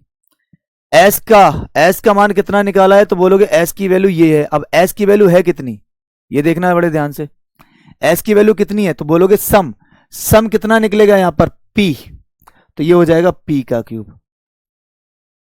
यही मेरा आंसर है। अब इसके लिए शॉर्टकट बताता हूं q का क्यूब कहां गया, q³ कहां गया, ये, और r p³, option number C right हो गया, ऑप्शन सी करेक्ट।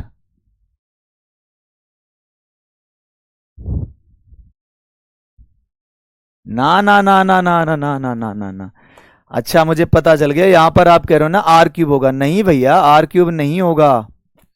इसका मान कितना आ जाएगा, तो बोलोगे इसका मान होता है x का गुणांक, यानी इसका मान आ जाएगा q।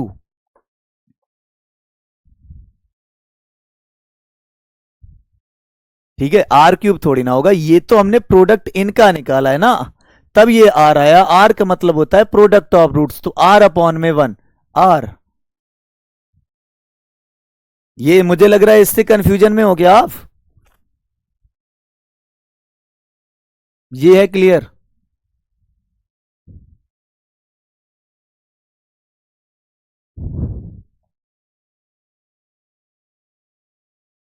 दिलीप भाई अभी कह रहे थे कि सर अभी आप ना क्वेश्चन इजी इजी करवा रहे हैं, बिल्कुल बात सही है, इजी तो मैं क्वेश्चन करवा रहा हूं, इसमें कोई डाउट नहीं है।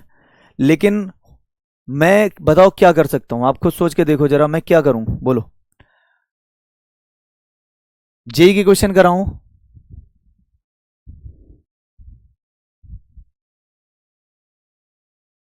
आप एक बार मुझे थोड़ा सा आइडिया दे दो, मैं क्या करना चाहूंगा। आदमी पीवाईक्यू पे बेस पे जाता है, मैं एक्सपेक्टेड क्वेश्चन के जो मैंने आपको वर्कशीट दी वो किस टाइप के हैं।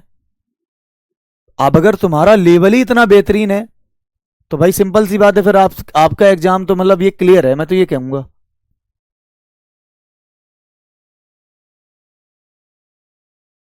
भाई दोबारा समझ लो आप प्लीज, मैंने ये मूल माने, जी मान लिए, जब मैंने मूल माने तो मैं इनका क्या निकालूंगा, सम निकालूंगा, तो sum alpha plus beta plus gamma, तो इनको भी जोड़ना पड़ेगा, इनको जब जोड़ोगे ना आप तो ए कॉमन हो जाएगा, 1 + r+r का स्क्वायर। लेकिन अब बात कहां पर आती है वो भी देखो, मूलों का योग निकाल रहा हूं तो इस समीकरण के मूलों का योग हो जाएगा p, तो p लिख दिया, यानी इसका मान इसके बराबर में, यानी s का मान p के बराबर में। मूलों का प्रोडक्ट जब हम इनका आपस में गुणा करेंगे तो a³ r³, लेकिन इस समीकरण के प्रोडक्ट क्या होगा, r, ओनली r, यानी p का मान r के बराबर में। Alpha beta, beta gamma, gamma alpha, इनका जब मैंने आपस में गुणा कराया तो a²r, फिर एक a²r³, इनको ar को मैंने बाहर निकाला तो क्या बचा, 1 + r+r का स्क्वायर। ठीक है जी, समझ में आ गई ना बात, ये किसकी वैल्यू, r की, लेकिन इसके लिए r का मान क्या होगा, ओनली q। ठीक, ये r मैंने उठाकर रखा, यहां से मैंने क्या कर दिया था, ए आर रखा था, क्योंकि a को मैंने इधर दे दिया, a1 + r² a1 + r+r² किसकी वैल्यू थी, s की वैल्यू थी, s लिखा, दोनों तरफ क्यूब कर दिया। क्यों किया क्यूब, क्योंकि यहां पर देख रहे हो प्रोडक्ट कैसा है, क्यूब में है, आर क्यूब और ए क्यूब बना है, आर क्यूब किया तो मेरे पास में आया आंसर। अब वेट कर लो जरा, वेट कर लो, शॉर्टकट लिख लो ना इसका। देखो जी, जब मेरे पद या जब मेरे मूल अल्फा बीटा गामा अगर जीपी में होते हैं तो उनका क्या मानते हैं, उनके नंबर हम या तो मानते हैं 1 2 3, मतलब 1 2 4। अब 1 2 4 मानोगे तो थोड़ा सा लेंदी हो जाएगा, कैलकुलेशन बड़ी लेंदी कर देगा, 4 का क्यूब ऐसे करके। तो इस रीजन से आप इसको ऐसे ना मानो, देखना बड़े ध्यान से। क्यूब जीपी की मैं कंडीशन बताता हूं। जीपी कंडीशन होती है दूसरे वाले पद में पहले वाले पद का भाग करो या तीसरे वाले पद में दूसरे वाले पद का भाग करो, दोनों का मान सेम आना चाहिए। क्या आ रहा है दोनों का मान सेम? जी आ रहा है। तो इसी प्रकार से जरूरी नहीं कि हम 1 2 4 माने, हम ऐसे पद और भी मान सकते हैं, जैसे कि यहां पर मैंने क्या मान लिया, 1 मान लो, फिर -1 मान लो, फिर 1 मान लो। कोई दिक्कत है? दोबारा समझो, 1 मान लो, -1 1। अगर मैं -1 में 1 का डिवाइड करूंगा या फिर इस 1 में दूसरे वाले पद यानी -1 का डिवाइड करूंगा तब भी -1 आएगा, तो बराबर होंगे ना। तो इसका मतलब ही जीपी में बन रहे हैं कि नहीं बन रहे हैं, जल्दी बता दो, हाँ या ना।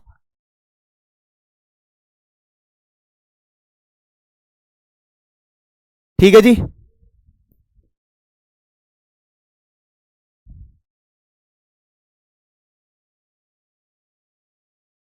कल की क्लास जिसने नहीं देखी है कल की क्लास देख लेगा, एस पी आर सब कुछ समझ में आ जाएगा। ये मेरे किस में, जीपी में मूल है। अगर जीपी में तो ये अल्फा का मान है, बीटा का मान, गामा का मान है। अब हमें क्या काम करना है, इसकी वैल्यू उठा उठा के रखनी है। एक काम करो, सबसे पहला पॉइंट हो गया कि हमें क्या काम करना है, इनके प्रोडक्ट निकालने हैं। प्रोडक्ट का मतलब होता है अल्फा बीटा गामा। अब अल्फा बीटा गामा का मतलब हो जाएगा ये आर, इस समीकरण के मूलों का गुणनफल आर अपॉन में 1 यानी कि आर। तो जब हम इनका प्रोडक्ट कराएंगे तो -1 आएगा, तो आर की वैल्यू -1। बोलो यस और नो। जब हम इनका योगफल कराते हैं तो योगफल कितना आएगा भाई, योगफल कितना आएगा, योगफल आएगा x² का गुणांक यानी कि p। तो p का मान कितना आ जाएगा, तीनों को जोड़ दो, ओनली 1। फिर हम निकालेंगे अल्फा बीटा, बीटा गामा और गामा अल्फा। तो इसका मान कितना हो जाता है, बोलोगे q/1 यानी कि ओनली q। और q की वैल्यू कितनी हो जाएगी, तो बोलोगे इन सभी का आपस में गुणा कराओगे तो अल्फा बीटा यानी 1 × -1 -1 और बीटा गामा -1 और फिर ये 1 × 1 +1। तो ये कैंसिल आउट होकर कितना दे रहा है, बोलोगे -1 दे रहा है। तो q का मान -1 है। ठीक है, आर पी क्यू की वैल्यू उठाओ और ऑप्शन में रख के चेक करके देख लो, खत्म। जैसे यहीं पर उठा के रखते हैं, p का मान मेरे पास में क्या है, 1 है, q का मान -1। चलो p का मान 1 है, q का r का मान -1 है और q का मान कितना दिया जा रहा है, -1। समझना बड़े ध्यान से, -1 तो ये -1 ही देगा। अब आपको पता है कि ये -1 है, माइनस +1 है, जस्टिफाई कर रहा है equal to 0, option number C. तो ये आपका दूसरा तरीका हो गया।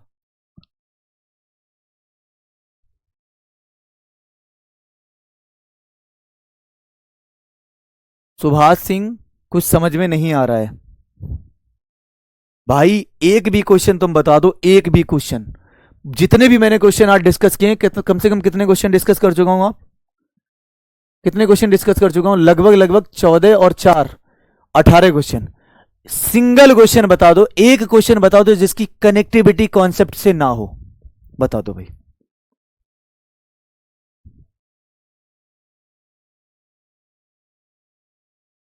कोई बात नहीं, आर का मान भाई, आर का मतलब कॉमन रेशियो होता है ना, आर का मतलब क्या होता है, कॉमन रेशियो यानी कि सार्वनुपात होता है भाई।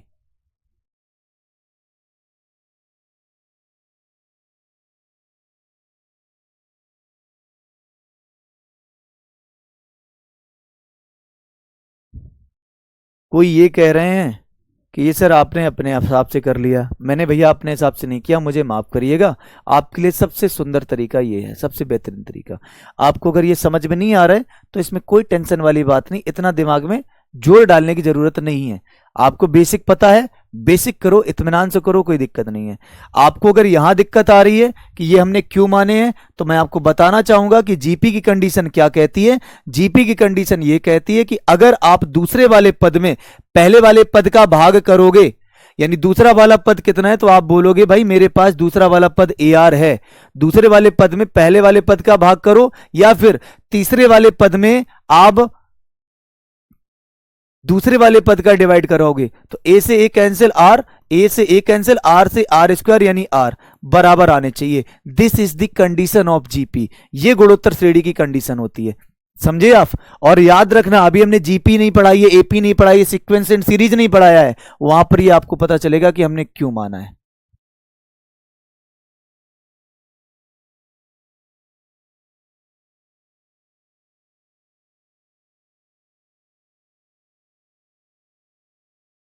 एक भी क्वेश्चन भैया नहीं है जो कोई भी बिना कनेक्टिविटी के हो कॉन्सेप्ट के। और क्यूबिक इक्वेशन कोई बहुत टिपिकल थोड़ी ना है। अगर हम यहां से क्वेश्चन भी बनाएंगे, अगर मान लो हम लेके भी आएंगे, तो हम कहां से क्वेश्चन लाएंगे इसके, जब इसकी औकात ही चैप्टर की यहीं तक है। जरा सोच के तो देखो ना, इस चैप्टर की औकात ही इतनी है, इसके बाद में नहीं है। क्योंकि ये पता है अलजेब्रा के टॉपिक में आता है, इक्वेशन अलजेब्रा के टॉपिक, बस केवल क्वाड्रेटिक इक्वेशन एकमात्र ऐसा टॉपिक है जो बेहतरीन लेवल पर पूछा जाता है।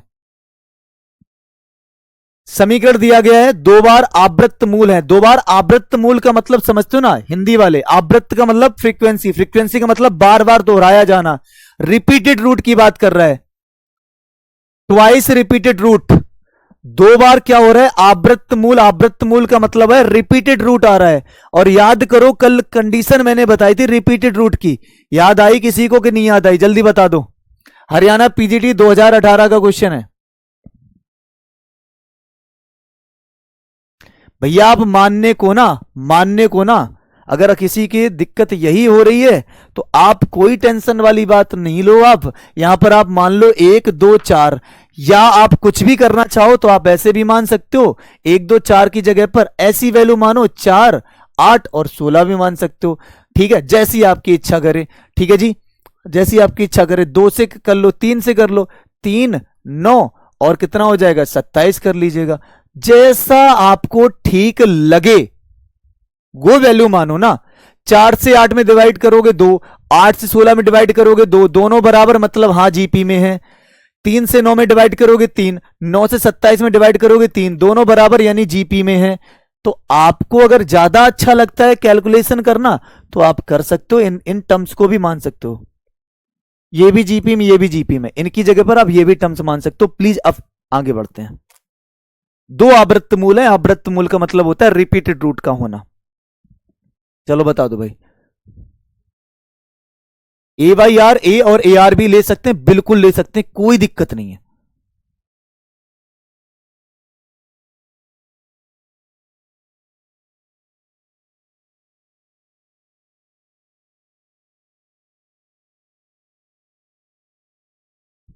बताओ जी, अब देखेंगे क्या कितने लोगों को ये बातें पता हैं।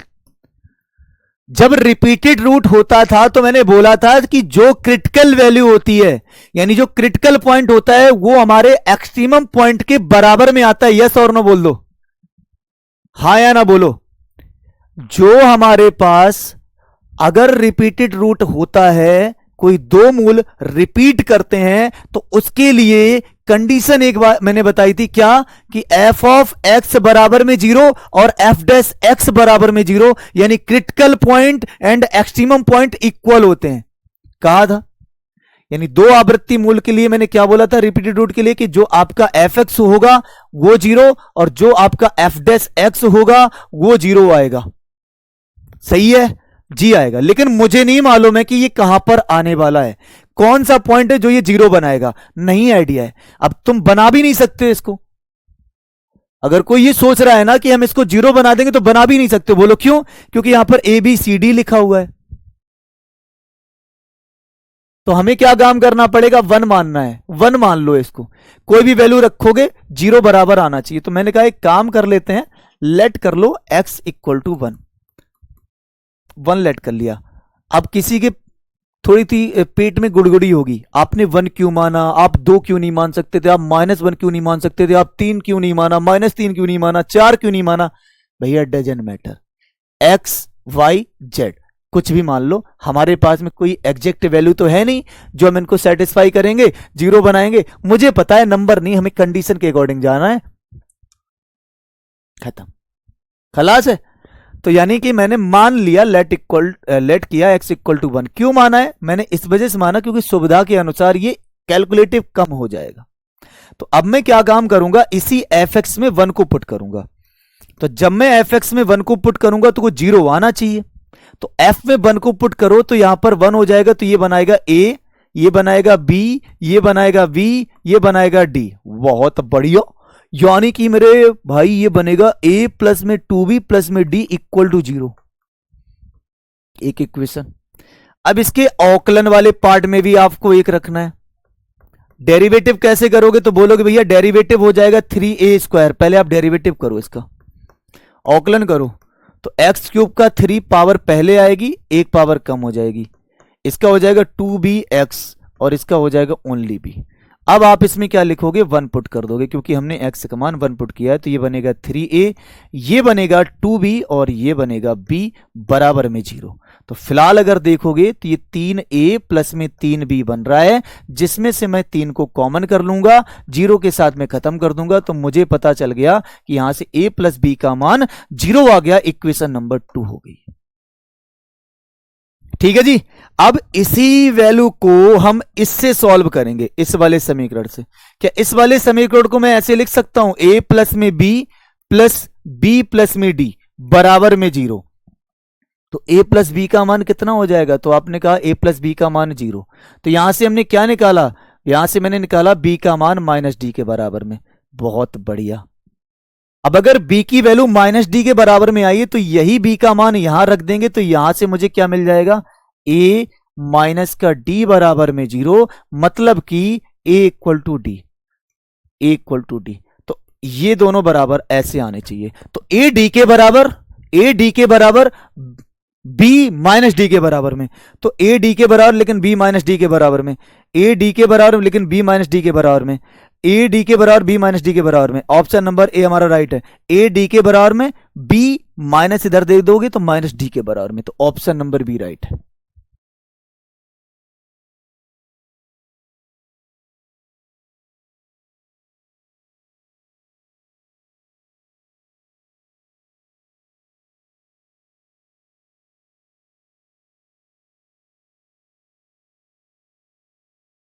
ठीक है,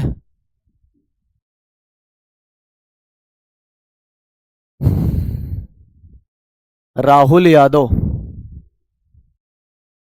भैया, A B C P Q R S जो भी है ETC XYZ, वो मैं इसमें सब कुछ घुसेड़ रहा हूं, यही तो आप बोल रहे हो ना। ठीक है, क्या मुझे आप ये बता सकते हो, एक काम करना आप जो है थोड़ा सा, क्योंकि आपको भी पता है कि हर एक आदमी को ना बहुत अव्वल दर्जे पर अलग अलग चीजें समझानी पड़ेंगी हमें, है ना। अब आपने कहा ABCD XYZ क्या हम मान रहे हो, हम मतलब पहली बात तो हम आपके मतलब नहीं समझ पाए, और जो मतलब समझ में आया वो मतलब ये समझ में आया कि इस आपका कहने का मतलब है कि आप कहीं R या S या X या Y या ABCD कहीं पर भी कुछ रख देते हो, यही तो है ना, यही तो है ना मतलब। एक काम करना, ठंडे दिमाग से इसको दोबारा रिपीट कर लेना, बस इतना ही कह सकता हूं। इतना जो बेसिक चीजें हैं ना वो हम एक्सपेक्ट करते थे आपसे, ठीक है, इतना बेसिक हम एक्सपेक्ट करते ही हैं आपसे। अगर मान लो आपको, मान लो सपोज करो आपको इतना बेसिक नहीं आता है, अगर मान लो इतना बेसिक नहीं आता है, तो मैंने आपको सजेस्ट किया था कि आप NCERT प्लीज पढ़ लीजिएगा 11th-12th की। आप या कोई भी, बहुत सारे ऐसे क्लासेस चलती होंगी, अभी आपको हम ज्यादा क्लास तो दे नहीं रहे हैं, हम 2 ही घंटे 1.5 घंटे क्लास होती है आपकी, इतना आप पढ़ लीजिएगा। बाकी आप कहीं दूसरी जगह से 11th-12th की NCERT को पढ़ लो, जिससे आपका वो बेसिक मजबूत हो जाए। ठीक है, बस खत्म कहानी। मैं कुछ ही दिन आपको ऑब्जर्व करूंगा, 1 2 3 3 4 4 दिन मैं कोशिश कर रहा हूं, फिर इसके बाद में जो है मुझे पता चल जाएगा कि हाँ जी आप जो है ना मजे ले रहे हो या क्या कर रहे हो। फिर हो सकता है कि मजे मजे में इतनी चीजें हो जाएं कि हम फिर खुद ही मजे लेने लगें। एफ एक्स बराबर में दिया जा रहा है कोई क्यूबिक इक्वेशन कि दो मूल अल्फा के बराबर में है, डबल रूट इज अल्फा। ठीक है, कोई बात नहीं, बढ़िया बात है। मतलब इसका ये कहने का है कि कोई क्यूबिक इक्वेशन है, दो मूल मेरे पास में कितने दिए जा रहे हैं, अल्फा, दो मूल अल्फा है, मतलब ये रिपीटेड रूट की कहानी है। किसकी कहानी है? रिपीटेड रूट की कहानी है। और जब ये रिपीटेड रूट की कहानी हो जाएगी, ठीक है, रिपीटेड रूट की कहानी में आपको पता था, क्या पता था कि जो आपका एफ एक्स यानी क्रिटिकल वैल्यू और जो आपका एक्सट्रीमम पॉइंट होता है वो दोनों बराबर होते हैं। तो हमें केवल और केवल हमें जिक्र करने को मतलब जिक्र किया है हमने पूरे क्यूबिक इक्वेशन में सिंगल डेरिवेटिव का, सिंगल डेरिवेटिव का ही केवल जिक्र किया है भाई, बस। इसके अलावा मैंने कोई जिक्र नहीं किया है। तो इसने बोला है डबल डेरिवेटिव हटा दो, ये डबल डैश का मतलब है दो बार अवकलन करना। सिंगल डेरिवेटिव टेस्ट बराबर में 0, आपने कहा जी बिल्कुल। कोई एफ एक्स है वो एफ डबल डैश एक्स, देखो डबल डैश एक्स आ गया, मतलब खत्म करो इस कहानी को। F dash of x plus में 10, अच्छा एफ डैश एक्स का मान तो आपको ही पता है 0 होता है, और 0 में अगर 10 जोड़ोगे तो यहां पर 10 होना चाहिए, लेकिन यहां पर 0 है, मतलब ये गलत हो गया। तो कौन सा करेक्ट आंसर है? ऑप्शन नंबर बी, काम खत्म। जब दो मूल समान हो मतलब रिपीटेड रूट, और रिपीटेड रूट में क्रिटिकल वैल्यू यानी क्रिटिकल पॉइंट और आपका एक्सट्रीमम पॉइंट इक्वल होता है, ये कहानी है। एक एक कॉन्सेप्ट बताया मैंने क्लास में, अगर जिसने थोड़ी सी भी अगर लापरवाही करी है तो फिर दिक्कत आ जाएगी। आ जाओ भाई।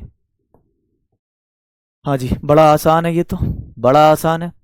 कहना चाहता है कि कोई एक क्यूबिक है कि दो गुणनखंड है, x माइनस का 1 x प्लस में 3, यानी अगर ये गुणनखंड है तो यहां से हम इसकी वैल्यू निकाल सकते हैं।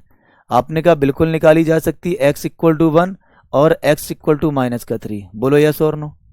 ठीक है जी। अब एक बात बताओ, क्या हम इसका प्रोडक्ट निकालें इस समीकरण का? आपने कहा निकालो भाई, अल्फा बीटा गामा। तो प्रोडक्ट क्या होता है? जो नियतांक मान है वो, लेकिन वो नेगेटिव होता है, नेगेटिव। बाकी मुझे आइडिया नहीं है।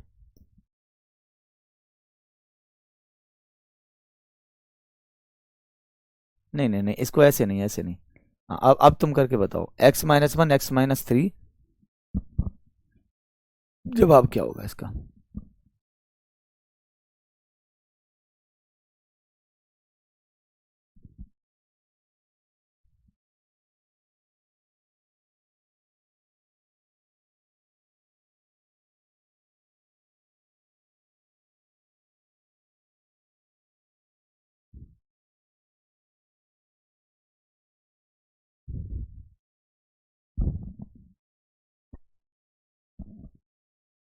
एक काम करो, इसके मूलों का योग निकाल दो। तो अल्फा प्लस बीटा प्लस में गामा, इसमें एक्स स्क्वायर है नहीं, एक्स स्क्वायर है नहीं तो मूलों का योगफल 0।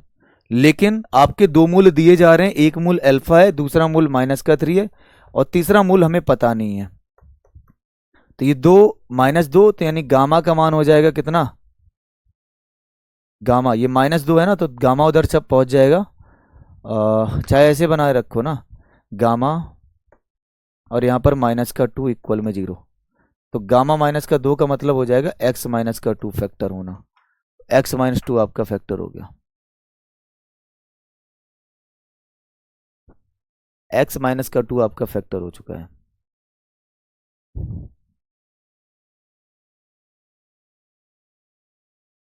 चलो अच्छा, एक बात बताओ, क्या आप चीजें मतलब कुछ लोग तो ऐसे भी होंगे जो रटते भी होंगे चीजें, ऐसे भी नहीं है कि रटने में भी तो माहिर होंगे ना, बहुत सारे लोग होते हैं रटने में माहिर। तो अगर रटने में माहिर हो ना, तो फिर मैं इसका एक बेहतरीन तरीका भी बता सकता हूँ। पहले आप इसको नोट करो, फिर आगे बढ़ जाएं, फिर हम उसका दोबारा तरीका दूसरा भी बता सकते हैं। माइंड में आ गया तो मैंने कहा लाओ बता ही देते हैं, है ना। शॉर्टकट बता देता हूँ, जिसको बोलते हैं हम अपने मेथड्स के अकॉर्डिंग एनकाउंटर तरीका। हाँ जी,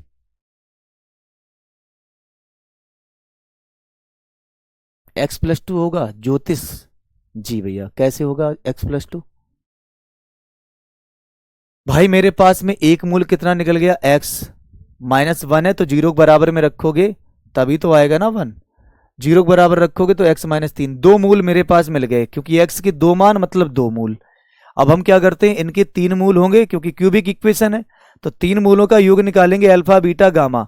लेकिन भाई साहब यहां पर एक्स स्क्वायर का कोई गुणांक ही नहीं है, तो एक्स स्क्वायर का गुणांक ही तो सम ऑफ रूट्स होता है, तो 0। यहां पर क्या लिखा है, एक्स का मान 1। अब ये चाहे तो आप अल्फा मान सकते हो, ये चाहे तो आप बीटा मान सकते हो, क्योंकि 2 मूल आ गए, अलग अलग मूल हैं, 1 - 3 और गामा। 3 को मैंने कैंसिल कर दिया 1 से, तो -2, तो गामा -2 का मतलब है एक्स का एक फैक्टर मिल गया, x-2। खत्म कहानी। देखो जी, यही तो दिक्कत है, यही दिक्कत है, 0 कैसे आया। अरे भैया ये बताओ, अभी इसके मैंने 3 क्वेश्चन करवाए हैं। यहां पर मैंने क्या लिखा था, x³ लिखा था, फिर मैंने लिखा था a0x², फिर ax प्लस में b। तो भाई एक्स स्क्वायर का कॉपिशिएंट अगर 0 है तो गुणनफल योगफल उसका शून्य नहीं आएगा। चलिए जी, हो गया जी, इधर आओ आप। रिपीटेड रूट के लिए आपको एक मैं शर्त बताता हूं, एक बढ़िया सा फॉर्मेट, एक बढ़िया सा जो है लॉजिक बता रहा हूं, ठीक है जी। इस लॉजिक को आप देखो, फॉर रिपीटेड रूट।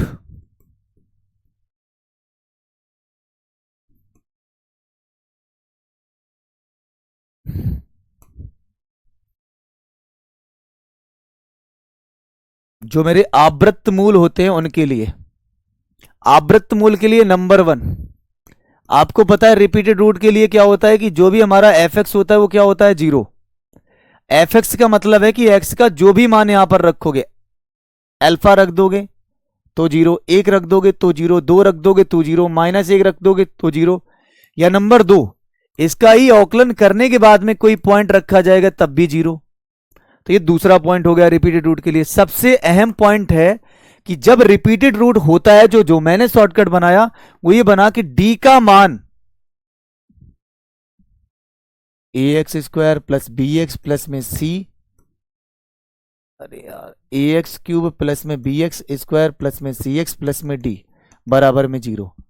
तो इसमें ना जो d होता है, क्या मैंने बोला, d जो होता है वो किसके बराबर होता है, 2α³, नहीं 2a α³ प्लस बीटा, मतलब b α², इसके बराबर में। तो यही वाला तरीका जो है, ये वाला जो तरीका है, हम लास्ट वाले क्वेश्चन में अप्रोच लगा सकते हैं।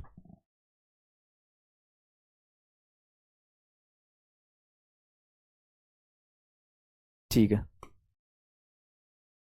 ये वाला जो तरीका है मैं इसी वाले क्वेश्चन में लगा सकता हूं, बड़े ध्यान से देखना। क्या मैंने लिखा है कि 2a α³ प्लस बीटा स्क्वायर,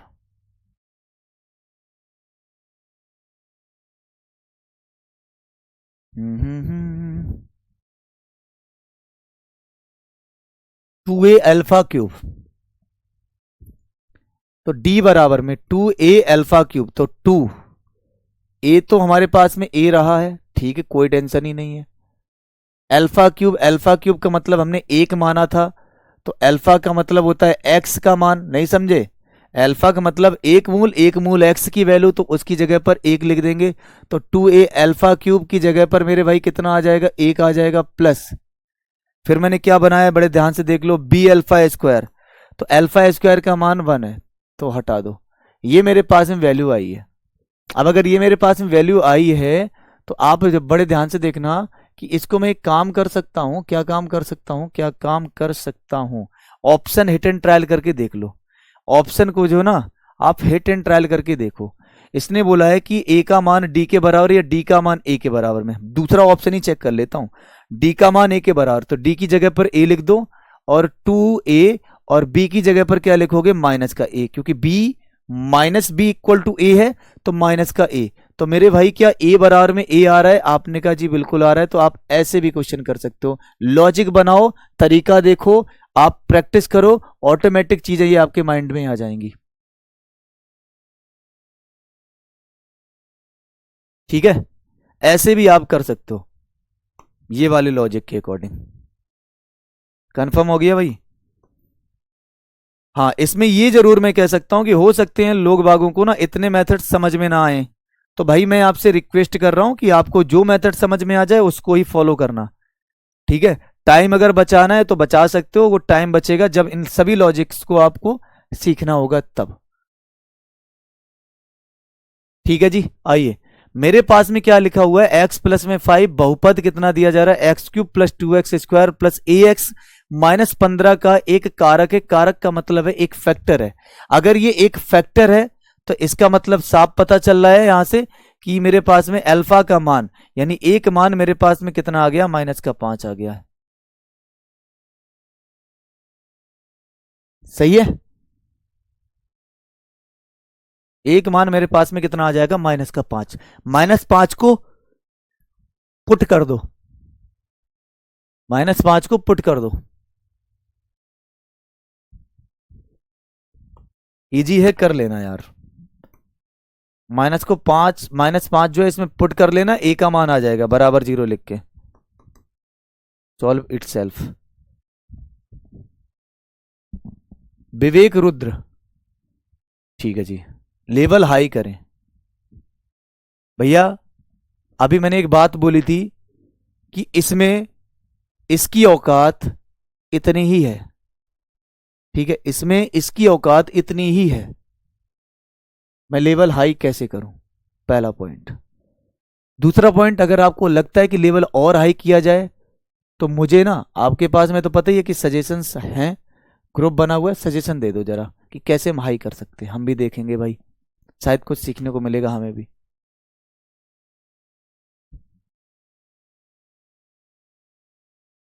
चलो जी, समीकरण का वास्तविक मूल कितना होगा, इसका एक वास्तविक मूल बता दो, एक वास्तविक मूल बता दो। तो भैया वास्तविक मूल का मतलब है इसके सॉल्यूशन निकालने हैं हमें। सॉल्यूशन निकालने के लिए क्या मैंने बताया था कि जो एक्स क्यूब का गुणांक होता है और जो नियतांक मान होता है उनका आपस में गुणा करोगे तो कितना आएगा, 9। 9 के प्राइम फैक्टर कर दो, इंक्लूड 1 या -1, तो 1 हो जाएगा, फिर यहां पर 3 हो जाएगा या फिर 9 हो जाएगा, 139। इसके अलावा तो कुछ बनने नहीं है, ठीक है। या फिर इसी को -1 लिख सकते हैं, या फिर इसी को -3 लिख सकते हैं, या तो इसी को फिर -9 भी लिख सकते हैं, ये फिर ये कह सकते हैं, ठीक है जी। लेकिन अभी आपके पास में ना, अभी आपके पास में ना ये पॉजिटिव आ रहा है, तो हम केवल और केवल किसकी बात करेंगे, ओनली और ओनली पॉजिटिव की बात करेंगे। चलो फिलहाल कोई बात नहीं, मैं तुमको कंफ्यूज नहीं करना चाहता हूं। ये मैंने ये वैल्यू, इनके फैक्टर अलग अलग तरीके से निकाले, लेकिन आप खुद सोच के देखो कि मैंने फैक्टर अगर नेगेटिव लिए तो तीनों का गुणा करने के बाद में 9 नहीं बनता है। इस रीजन से मैं आपसे कह रहा था कि आप पॉजिटिव वैल्यू ही एडजस्ट कराओ। चलो फिलहाल कोई दिक्कत नहीं, तो एक चेक करते हैं। एक रखेंगे तो एक यहां पर 6, 9 और 1 10, नहीं भैया एक से सॉल्व नहीं होगा, तो ना तो एक से ये वाला सॉल्व होगा ना तो ये वाला सॉल्व होगा। अब या तो -3 है, या तो 3 है, या तो 9 है, या तो माइनस का 9 है।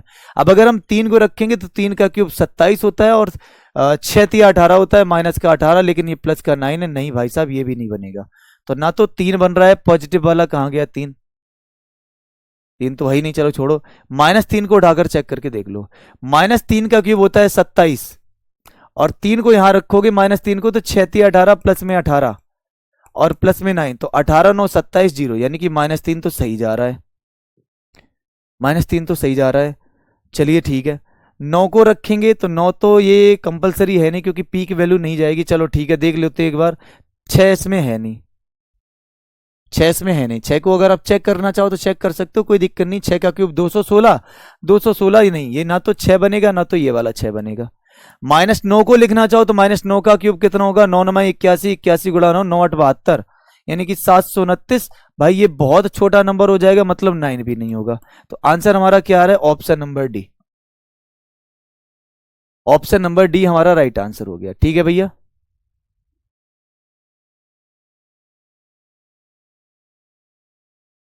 ठीक है भाई।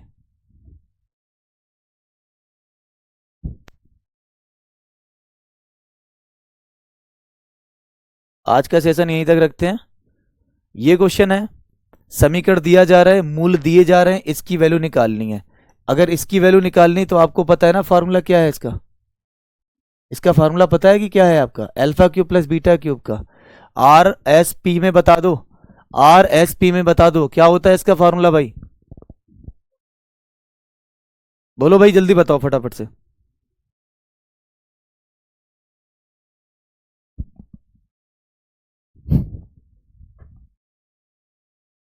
आर एस पी में आज क्यूबिक खत्म है भाई, यहां से समझ लो। इसका फार्मूला होता था एस का क्यूब -3 RS, और इसके बाद में 3RS, फिर इसके बाद में हो जाता था आपका 3P। एस का मतलब सम ऑफ रूट्स, आर का मतलब दो हमारे जो मूल होते हैं उनका मल्टीप्लीकेशन करने के बाद में रूट्स, और पी का मतलब प्रोडक्ट ऑफ रूट्स।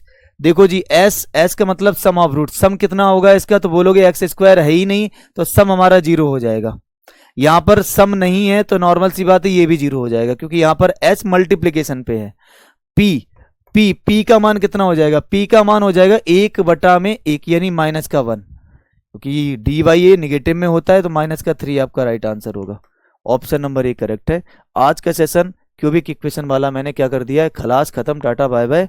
और कल हम लोग थोड़ी सी बात कर लेंगे हायर ऑर्डर डिग्री की, बस कल बात कर लेंगे हायर ऑर्डर डिग्री को लेकर। आप प्रॉपर तरीके से जो है ना इक्वेशन से आप मुक्त हो चुके हो, इक्वेशन से आप मुक्त हो चुके हो, इससे बाहर आपको कुछ देखने को नहीं मिलेगा। प्रॉपर तरीके से मैंने कॉन्सेप्ट और PYQ डिस्कस कर दिए हैं।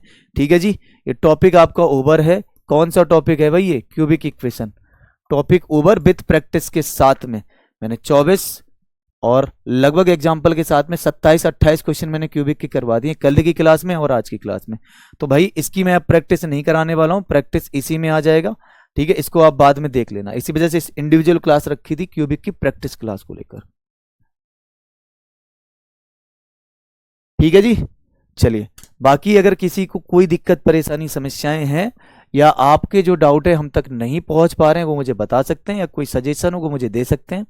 लेकिन आपसे बस इतनी रिक्वेस्ट है कि प्लीज जब कोई चीज ऐसी है या कोई भी मैं मेथड आपको बता रहा हूं या कोई मैं क्वेश्चन का सॉल्यूशन करा रहा हूं, आपको भी पता है कि बहुत सारे लोगों की अलग अलग अप्रोच हो सकती है, और ये क्वेश्चन मुझसे क्रॉस क्वेश्चन वही कर सकता है जो कहीं ना कहीं कोई ना कोई अपनी मतलब पढ़ा रहा है, यानी कंपटीशन या कहीं पर भी कंपटीशन वाला बंदा ही हमसे ये क्वेश्चन पूछ सकता है। इतना मैं कह सकता हूँ। क्रॉस क्वेश्चन का मतलब समझ रहे हो क्या? क्रॉस क्वेश्चन का मतलब है कि वो अपने मेथड्स को यहाँ पर इंप्लीमेंट करने का प्रयास करेगा। कोई दिक्कत नहीं, बेझिझक, मैंने पहले ही बोला था, आज भी बोल रहा हूँ और बोलता रहूंगा कि जो भी चीज आपको लगती है कि ये चीजें ऐसी हैं, बेझिझक बताओ, खुले दिल से एक्सेप्ट करने के लिए तैयार हूं मैं। क्योंकि जो मैं अगर आपको सिखा रहा हूं, जितना मुझे पता है मैं आपको सिखाऊंगा, और कुछ चीजें ऐसी भी हो सकती हैं जो आप भी मुझ तक पहुंचा सकते हो, मुझे भी सीखने का मौका मिलेगा। ठीक है, बहुत अच्छा लगता है जब आपकी क्लास में आता हूं। क्यों? क्योंकि बहुत सारी चीजें ऐसी भी होती हैं जो मुझे सीखने को मिल जाती हैं यहाँ से। ठीक है, वो अलग की बात है, अभी मैंने एक ही दो चीजें सीखी हैं।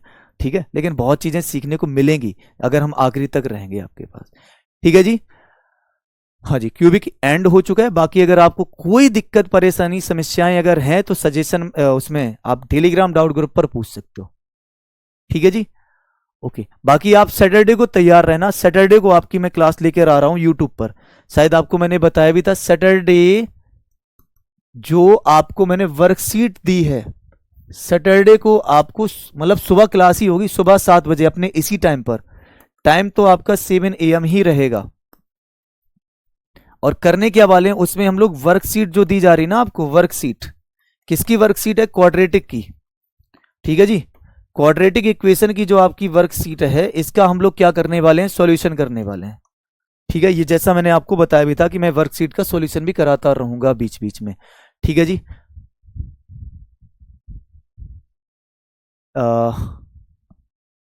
जी कल की क्लास में हायर ऑर्डर डिग्री होगा, जिसको हम वाई क्वाड्रेटिक इक्वेशन भी बोलते हैं, यानी कि जहां पर पावर 4 होती है और 4 पावर तक के ही आपके एग्जाम का लेवल है, उसको मैं कल कवर करा दूंगा। ठीक है, थोड़ा बहुत अगर उसमें अगर टॉपिक कम रहेगा तो फिर मैं इनइक्वालिटी को भी बेस कर दूंगा, या बेबी कर्व मेथड, यानी जो भी हमारे मेथड्स रहते हैं, इंटरवल को भी इंगेज करने वाला हूँ। ठीक है जी, चलिए तो सभी को नमस्कार है, जय Hind, bye bye, thank you, take care.